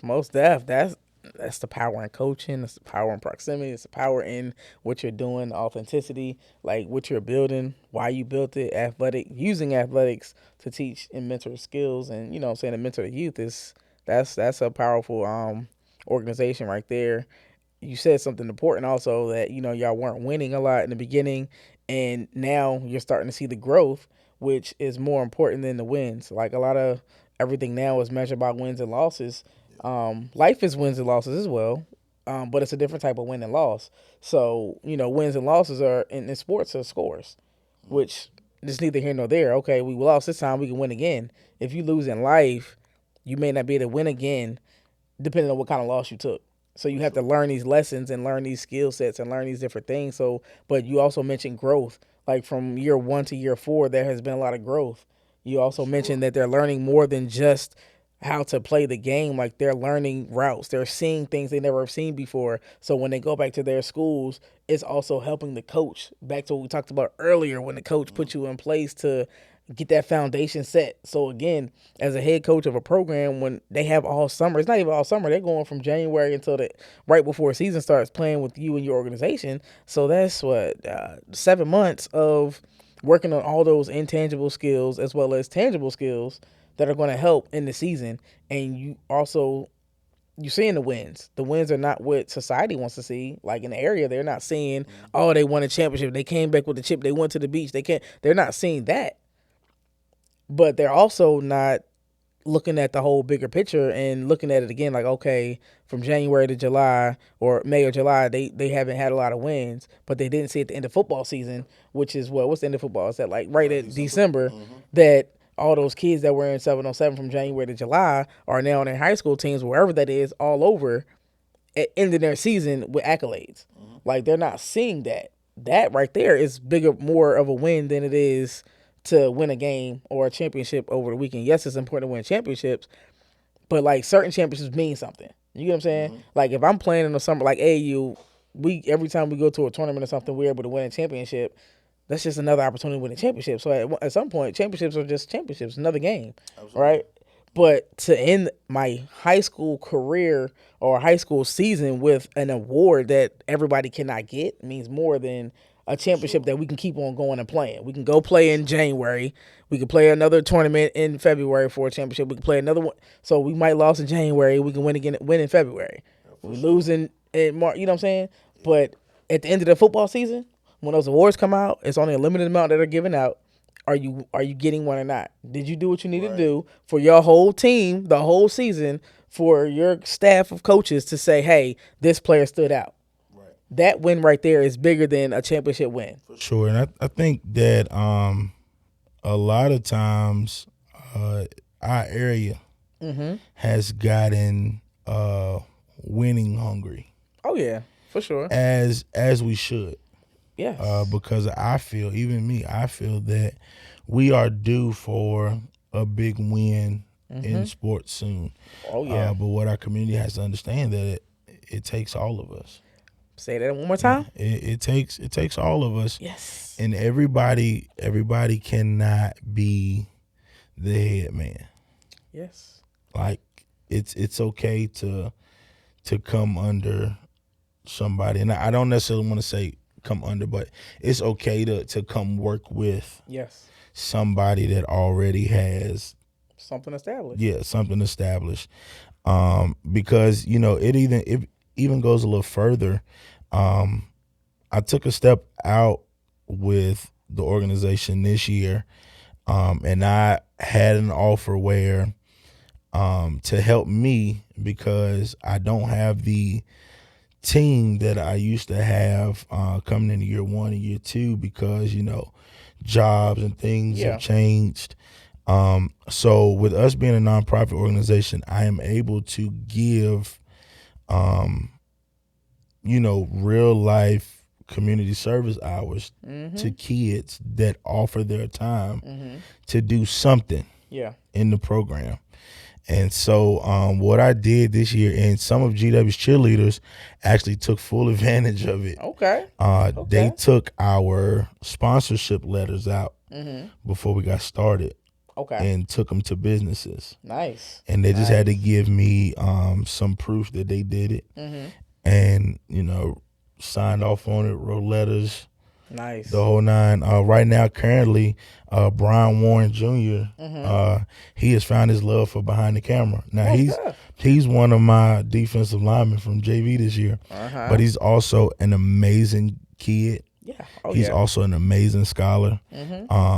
We have officially launched a Bulldog Media team, and BJ is the camera guy. So BJ comes to practices and takes pictures, and he's really good about communicating with, hey, coach, I gotta go take pictures for da da da. Yeah. And I know it's a paid event. Go get that. But I've also told him, and he knows this now, where you come to these 707 tournaments, you can leave out a weekend, not only with your community service hours, but bigger clientele, and you might leave with some money in your hand. Yeah. Because you can go out to a tournament and do a sale quick as like 4 pictures for $15. Yeah. And you have kids that are hungry for that. Oh, yeah. Oh yeah, and he sees that now. So those are some things that we're offering to our kids in the community when we have fundraisers.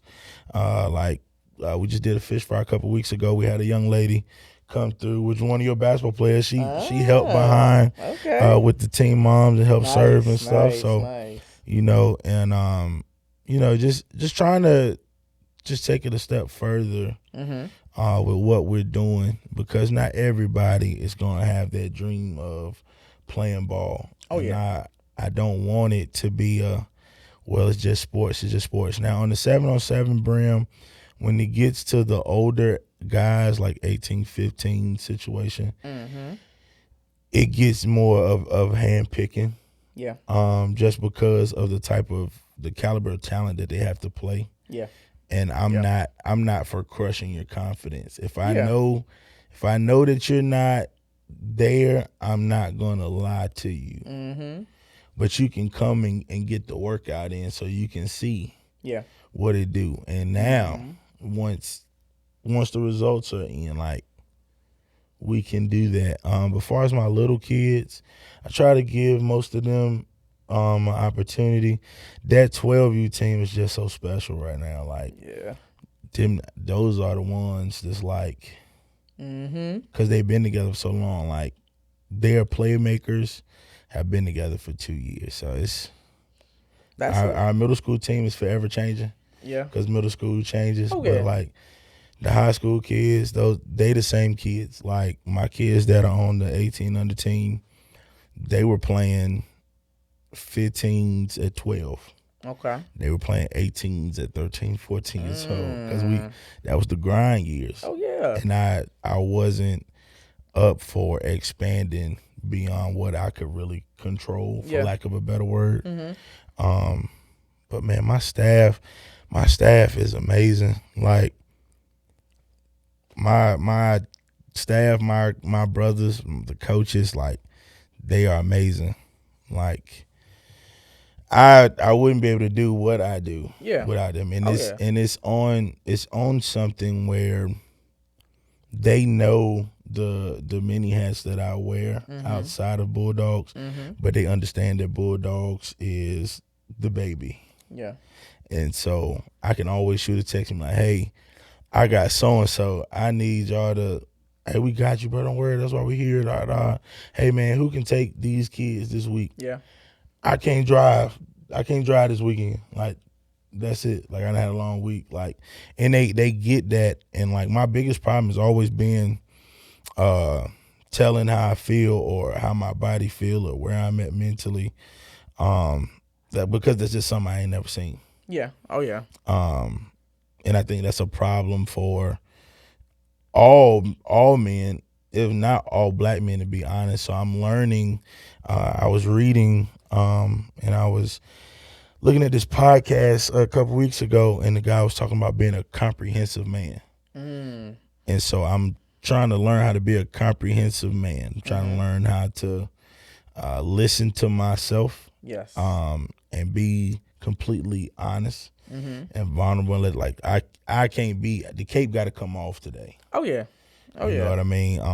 My wife, she's helped with that tremendously, and that's still a work in progress as well, because I'm not big on, because I feel like it's complaining. I can see that. You know what I mean? Yeah. Especially when this is something that I asked for. Yeah. But man, my staff is amazing. And everybody got their own quality. Like those are my brothers. Those are my son. We'll call them uncle. Oh yeah. Coming up, one of them actually is my son's godfather. But I mean, everybody knows that, like, Q is my right hand man. Like, I go no place. Without Curtis Stevens. That's important. That's important to have. Right, I go no place. You gotta have it. Yeah, that is by far my brother, and I've always told him, even with kids, man. And it's so funny because all my peers be like, "Man, we always knew you was gonna be the coach," and that's funny to me, because I'm like, bro, like, but that tells you, like, I've always been that leader for my peers, man. But back to Q, like, that's my dog. Like, That's important to have that person too. Yeah, like and it's a good thing and it's a bad thing because with me and Q, I'm gonna react however he react. I mean, it's chemistry. I ask 0 questions. And and he's like that about me. Al Brandon, I was against dad coaches for a while. I think my 3rd year, either my 2nd or 3rd year as the middle school head coach, his son just came up as a 7th grader, and he came to me real respectful, whatever. It was so good to the point where I didn't realize who his son was. Okay. Like, and he's been genuine since then. Now he's our high school and our middle school track coach too. Okay. It's Coach Brandon. Yeah, Coach Brandon. Okay. And then Shamar Jackson, Coach Jack. Oh yeah. If you watched our sideline for basketball this year, who was it? Me, Q, and Coach Jack. Yeah. But that's Sandbox. Me, him, and Q been on the same football team since we was 6. Wow. Man, chemistry, lifelong relationships. Yeah, and the thing about all 3 of us, went to college, came back home. Hey. Trying to do something, Trying to do something. There's nothing wrong with it. Like I was okay. I can say I'm born. I'm not from Danville, but Danville raised me, right? Danville raised me, and I've been here as long as I can remember. Like solid years. Finished elementary school here, middle school, high school. All that good stuff. I left, and I left on a mission. The mission and the goal was to come back and do something and bring something back. It just took me longer to do that. So I was gone after graduation, didn't come back until COVID, which was a long time. However, the whole time I'm out there, I'm like, I'm going to have to figure out a way to be able to create something, to build something, to learn something to bring back to Danville to improve. So the goal was always to leave and come back with something because I grew up here and I know the city can be great. There's great things that happened here along the way. It wasn't all bad, but it's like you said, it's what you make it. We have such a diverse staff for Bulldogs where, Tone is like that life coach. Yeah. Because I see that too, he's had so much of life experiences to where what he implements or what he puts into our kids, he has the evidence to show. And so it's okay, you don't believe me, I can show you. Yeah. And I've always told him, I said, there's going to come a time where this organization is going to be big to where you won't have to go to clock in. Oh, yeah. Tone has so much to give. I can see it. He really does. Tone has so much to give to our city for real when it comes to the kids. And we just working. Oh yeah, we working. Our biggest thing is my favorite saying that we always say, it's chess. It's chess, not checkers. So blessed. My uncle taught me how to play during COVID. I learned the importance of gotta watch the board. Yes, you gotta watch the board, and you can't be impulsive. But the main thing he told me was to always stay 3 steps ahead. Like got 3 moves ahead. It was 3 moves ahead, but I already translated it to life immediately, like staying 3 steps ahead. You got to. Like, because he beat me every single time. I was like, yo, you know what's so crazy? The first time I beat him, I ain't played him since. I beat him and left on the win. Like, I caught him slipping. I caught him slipping, beat him, done. Haven't played since. And that's really how we got to do life. And that's the biggest thing. Like, and Tone is another one. I really learned this from Tone. I've never been big on posting what I do on social media. That's why I suck at posting like our pictures from the weekend or whatever. Like my kids get on me all, man, coach, why do they send you the pictures if you ain't gonna post them? Like, and then I'd be like, well, that's what JoJo for. That you get what I'm saying? Like, that's JoJo. Tighten up, JoJo. That's what little JoJo for. But and he's JoJo another one. I can talk about JoJo all the time. I love him. Like, I love him. Yeah. JoJo's gonna be somebody. Most definitely. He's gonna be somebody. Most definitely. Like for sure. Most and like, definitely. And he's one of them. He come in and he do. Yes. He came in. He helped with the fish fry. Now is he so comical and like chatty? Like of course you gotta be like, hey JoJo, come on, bro, I need you to come help work. But like when he work, he get it done for real. Yes. But like guys like Tone, I learned from him not to be so like. You ain't got to show them that you're doing it. Like Tone trains. Like he's trained some of our biggest athletes in the city. Wow. Nobody will ever know it. Wow. And these are things that I've seen with my own eyes. Mm-hmm. A good kid, and he like another one. Like he coached Tone, but like now all the boys be like like he to everybody now. Yeah. And so like those are the type of guys that. God has like really blessed me to connect with on a personal level, and then being able to bring them into the realm of mentoring these kids. And the great thing about it is I never have to second guess what's being said. Oh, that's amazing. Never. That's what you want. Like ever. That's what you want. And sometimes there are things like where like I have to tell them like, bro, don't come ask me, like you can answer that. Like and that's how, but that's the type of family that we have. Like, it's a coaching staff technically, but like this is family. Like when a parent say, "Well, I ain't going this weekend," all right, all we need to know is he ours for the weekend? Yeah, because there's gonna be certain stuff he can't do. There's gonna be certain stuff he can't say. Yeah, are you okay with this? Because if all I'm doing is building an athlete and I'm not helping build a man, I'm trash. Yo, you said I'm a word. Trash. You said a word, coach. You said a word. And any coach that ever thinks it's not your responsibility to help build them, you don't need to be there. You said a word. You said a word for sure.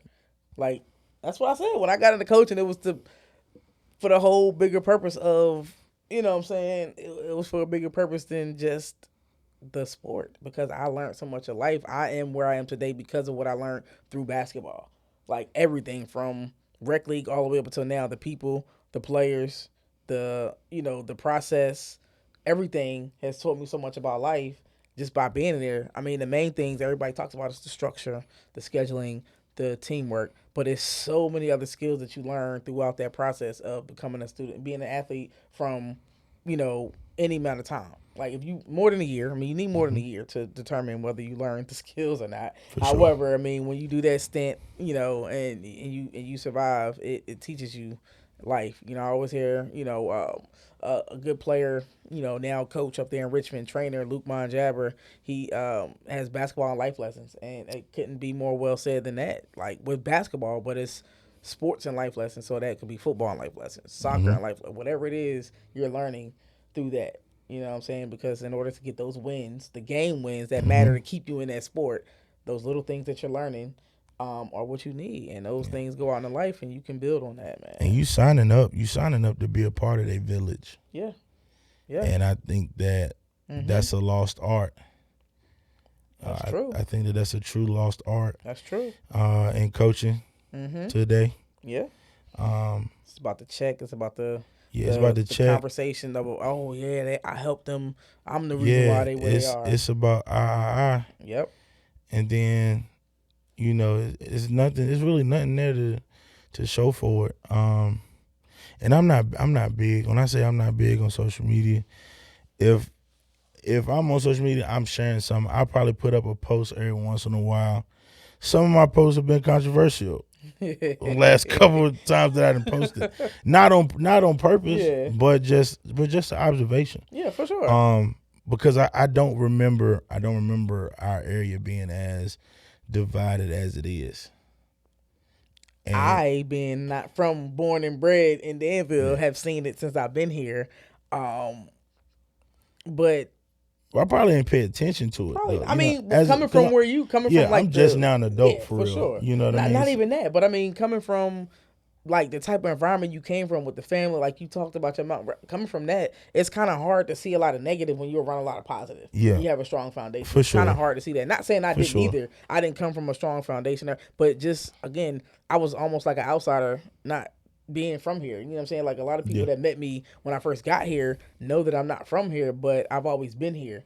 You know what I'm saying? And I for was sure. always kind of going in and out, whatever, for the summers or whatever. But even, you know, without all that saying, I mean, I've always seen a division, which some division is good, but when it's for a greater cause, like helping the youth and getting there, and you know what I'm saying, it just comes to a time where you got to put your ego to the side. You know what I'm saying? You got to really self-evaluate and see what your strengths and weaknesses are. Do a SWOT analysis on yourself.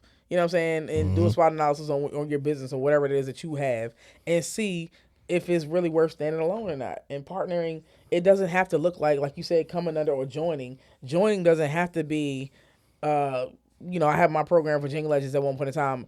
Being with you and the Danville Bulldogs and the Virginia Legends doesn't have to be, oh, now we merging and Virginia Legends doesn't exist. If I partner with you, Virginia Legends can still exist under that. It's just a matter of us being able to have that conversation, talk about it, and see what that looks like.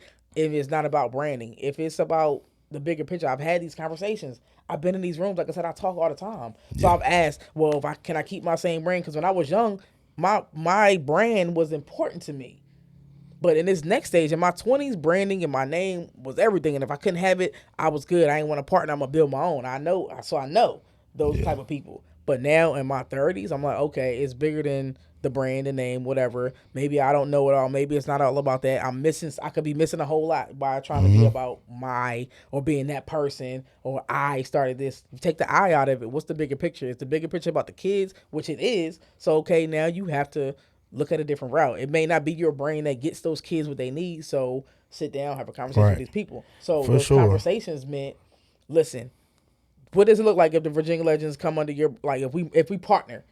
But if you know what that means, I know what it means. But if who you're talking to doesn't know what that means, or they think you don't, then that conversation can go bad. If we both know what we're talking about and we mean well, then partnering can go just how it needs to go. It's crazy. It's crazy that you say that, or you talk about that, because when we first came out, right, when we first like launched the Bulldogs, like I think what I ended up doing was like putting the actual logo out one time, and I was like, launch coming soon.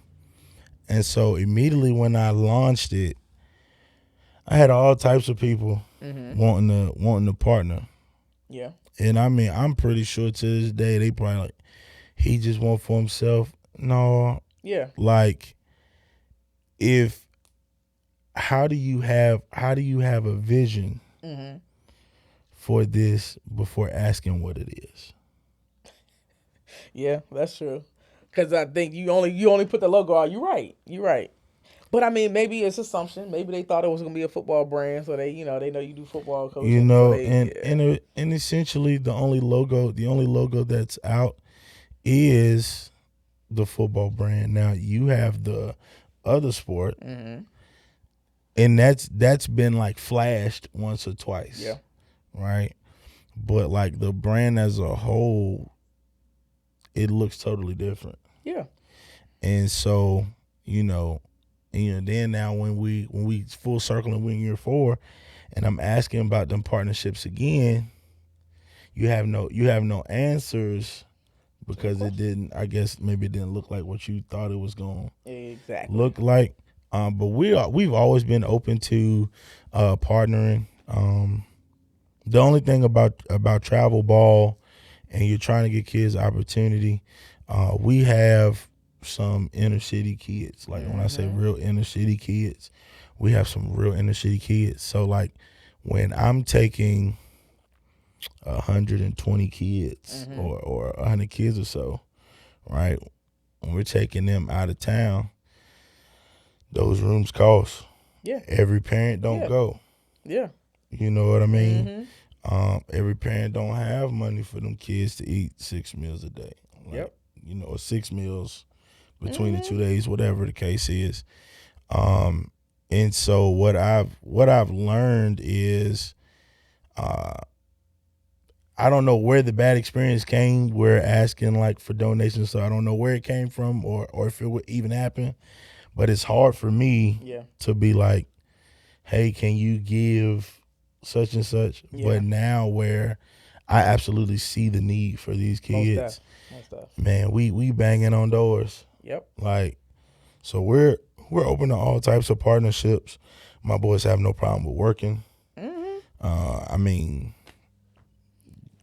Oh yeah, we most give the tax exempt receipt, whatever. Like, we got it all. Most def. I mean, but it's just going to show what you know about business. I mean, if you had a conversation about a partnership, what does that mean? What does a partnership mean? That means that we're going to come together. It could be temporary, not temporary. It could be a short time. Like, okay, let's come together for 2 different events and help each other. Or it could be let's partner like long term and let me, you know, or it could be like, or let me come under your brand. You know what I'm saying? If I want to come under your brand, what does that look like? But again, you have to have those conversations and you have to be ready to hear, you know what I'm saying? No, I'm not okay with you using your logo on my logo. Oh, you know, well, that'll be fine. Well, anything dealing with talking about just that part of what you're doing, you're fine to use your brand. But if it's talking about overall or trying to get, you have to use this, you have to be okay with hearing that too. And some people are not okay with the business part of what that looks like. Because at the end of the day, if I go in there and ask for a sponsorship for Virginia Legends and they write the check to Virginia Legends and I go and try to give it to you for Danville Bulldogs, it was but it was, you know what I'm saying, through whatever.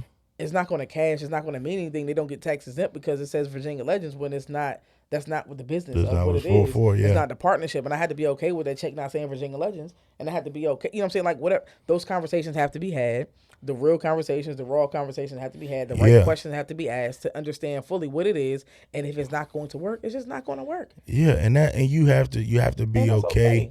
You have to be okay with it. I think for me, I'm all for helping someone get started. How whatever that looks like. But I also know that I was able to start Danville Bulldogs at a very, very, very, very dormant time where nobody was doing nothing. Yeah. So like everything that I needed for us to be a 501c3 was done like before we even did. I think I went nonprofit in 2022. We played in 2021. Went nonprofit in 2022. Because of the support that I had. And the thing about the support that I had, my godmother was very, very instrumental on that. I ain't gonna name drop her because people love Facebook. Yeah. And she don't do that no more. She don't do the stuff no more. And then I had a parent, Angie Allen. She was my treasurer for 3 years. And man, it was amazing. She did all of the legwork for like sponsorships and donations. And stuff like that. You know, so when we officially became a 501c3, it was like clockwork. It was just, and I was okay with it. But now that I've been doing it for a while, and I see the bigger picture with our community, I'm all for, adopting another sport. I'm all for adopting new programs and teams, whatever. It just has to make sense. Most definitely. I mean, if it doesn't make sense, there's no point. I mean, doing stuff just to do it, just to say it, is no point. But my call to action for the community, Danville, Pennsylvania County, surrounding areas, is to come together, have a conversation, put these things out there. Let's build something bigger and greater, because it's not about us. It's about the next generation and generations to come. For sure. It doesn't have to be a family thing to build legacy. It can be a community thing that builds legacy for, the greater good of the community, for the student athletes that are in this area that need more. A lot of us have gone and done more. Let's actually do more and come together and work together with that. And with that being said, it's just like any relationship. It's like any family ship. It's not always going to be peaches and cream. It's not going to always be good. It's going to be bad days, good days. It's going to be bad conversations and bad situations. It's going to be things that handle wrong. Because, everybody doesn't know how to communicate, this, that, and third, or whatever. But as long as we can learn and grow together with that core group of people that comes together to build this, then it'll continue and it'll go. For sure. You know what I'm saying? Again, those conversations have to be able to be had. Tough conversations have to be able to be had. If a bad decision was made, you have to be able to be receive constructive criticism. You have to be able to receive feedback, whether you like it or not. And the goal is to listen, receive it, evaluate it, and then come back and have, conversation if it needs to be go next level. But I mean, you have to be at a mature level. You have to have growth and be growing through the process. Even I'm still growing. Mm-hmm. I'm saying these things, and I'm not saying these things to say I've mastered those. But I personally am working on mastering those things that I just talked about. Tough conversations, listening, taking the feedback, evaluating, and then coming back a better person. You know what I'm saying? So, but I'm with you 100% with coming together as a community, building it. But it's going to start with a conversation. I'm going to host that conversation. I'm just saying that now, that I'm going to host that conversation coming soon as well, just to bring everybody to the table and see what can be built from there, because it's the time is now. I mean, time is now, and there's no need to wait. It's just a matter of having these conversations and being solid, staying the course. For sure. I think that, and having that conversation, I think generations to come will benefit from that. Yep. Right now, I think that there's a group of children who will suffer because of the separation. Yes. And that's just being completely honest, because I'm looking at it from the standpoint of who's coming up.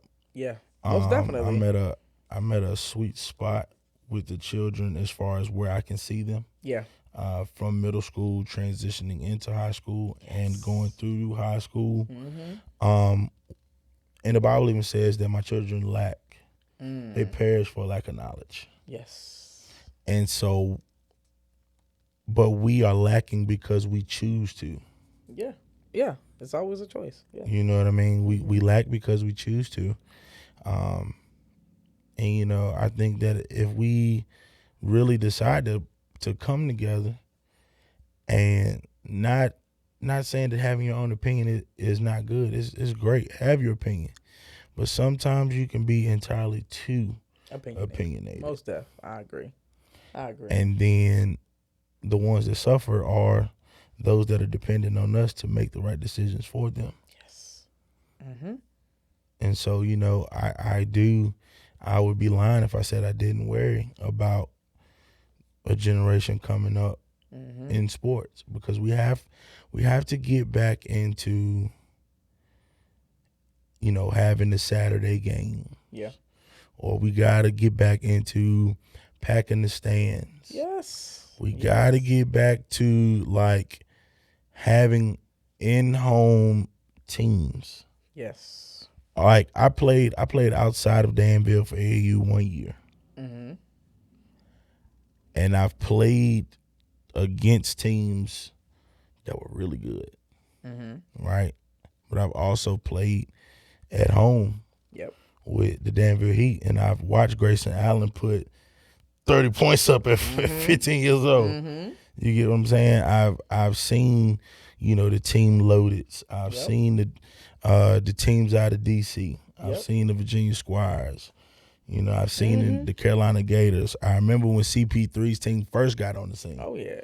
You know what I mean? Like before the CP3 Academy was up. Like I remember those games. You know what I mean? So like, we got to get back to making sure like home is rocking out for sure.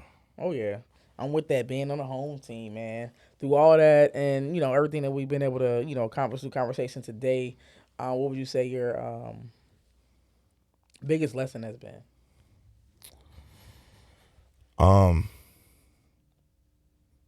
Learning how to take care of me. Okay. That's important. Yeah. That's very important. I'm starting to learn that, and I think the only reason why I am really, really starting to do that is because I know that if I'm not good, my son and my wife, my family will be a wreck for real. Yeah. And so I've learned how to be slow to anger now. Okay. And that's still a work in progress. I've learned impulse control.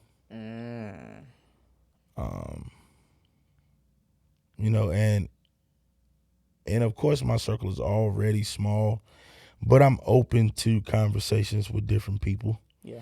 now, just because not only does my son can benefit from what I'm doing right now, Yeah. but those that are trusting me with their futures right now, I still have a job Most stuff to do I for agree. them. Yeah. So just kind of continue to get out of my own way, grow, give myself room for grace. Yes. But just living, man. I think the same way that I go into Westwood Middle School is the same way I go through life every day. Not too high, not too low. Just kind of, going with it. But definitely finding time for me. I've been getting a lot of more me questions, and I never want to be a person that is always, talking about what they've done, what they've accomplished, or who they've done this for and who they've done that for. Because even in times where I wasn't doing that, the fact that I was just maybe expressing my excitement for where I've been at, it is always, I've come off arrogant or whatever, and it's just a confidence thing. I don't boast, I don't brag, I don't even post on my socials for real. It's just because I see everybody else doing it, and I just feel like those that love me, those that follow me, those that believe in what I'm doing, will always support. Yeah. And even when there's somebody else that's going to try and do what I'm doing, or trying to do what I'm doing, or whatever the case is, my job is going to be to congratulate them and help them and ask them, do they need anything? Because it ain't number quality over here. Yeah. So it's always going to be quality over here. Quality over quantity. Every time. And so at the end of the day, my job is not to die with stuff still in the vessel. Exactly. So whatever I can do to help, that's the goal. Yeah. Yeah, that's powerful, man. That's good right there. That's good. Now, that was the biggest lesson. However, I do want to know what you want to leave the people with, man. What you want to leave them with? I mean, both of our target audiences. A lot of the young athletes or just young people in general. But I mean, just a general, like, what you want to leave the people with? The biggest quote that I probably have thought about in the last season of my life, honestly, is a life without correction is a life without growth. Yes. A life without correction is a life without growth. And that's from yours truly, just so we clear. Oh, I was like the little cool thing. Okay. Just Coach Morris. Yeah, Okay. sure. All right. I like that. That is definitely hits home for me because I can relate 100% to that. Because I'm striving to be the best version of me possible. That's the goal. In order to do that, I have to be able to see what needs to be corrected, to see that I'm growing. Because I mean, again, back to the learning how to ride a bike thing. I mean, you being corrected, you're doing this wrong. You have to do it. That's a correction to grow to the point where you can ride your bike by yourself, or training wheels. I mean, I don't even think we talked about that. I mean, my daughter's 8, so I mean, riding a bike with training wheels at 8. No, we bought a bike with no training wheels, and we're going to learn how to ride this bike without training wheels. For sure. And that's what we did. We did just that. We're riding a bike without training wheels. We're stopping. We're going. We're riding up hills. We're turning. Like, we're doing everything, and there's still some growth in there because it's only in a small vicinity, but we're there. So it's the same thing with life. You know what I'm saying? Where do I need to grow? And just being able to be corrected, man. Sure. And just the biggest thing that I want to really say to the athletes for real though, fall in love with the process. One more time. Fall in love with the process. And I'm not saying anything that that I haven't lived or that I'm currently living. You know what I mean? There's things that I still have to do and fall in love with in order for the vision that God gave me to make sense. Yes. And that's in all things for what He has shown me, what He's called me to do. Just got to fall in love with the process. And sometimes it's not going to feel good. Most definitely. And those that you look, and sometimes you can't expect those that are even the closest to you to expect, like, to understand what's been shown to you. Like, never in a million years that I think some of the people that I just would look up to have always, like, tried to pull me from coaching. Wow. But they've never seen the process. They've never seen the result. Because that's just something that I choose not to talk about even around them, because listening to them talk about it, oh yeah, don't feel good. So, just fall in love with the process. And I always believe the greater is coming. But you got to put that work in. Definitely got to put the work in. It was that faithful without works is dead. For sure. Faith all day, but if you're not doing anything, then it's nothing that's happening, man. Nothing at all. Nothing is happening. Wow, this has been powerful, man. Just to recap, we are just recapping, but based on what you said, to follow up with the process. The process is, you growing up with a strong foundation, strong mentorship, the people that were around you, to being coached by your dad and family at a young age, to going into high school ball, having, solid coaches, solid mentors, transitioning to college, right? Mm-hmm. So outside of that, we didn't touch on who you are outside of sports, but you definitely, like you said, you're family man, family as your own family and family in general, as a Morris family.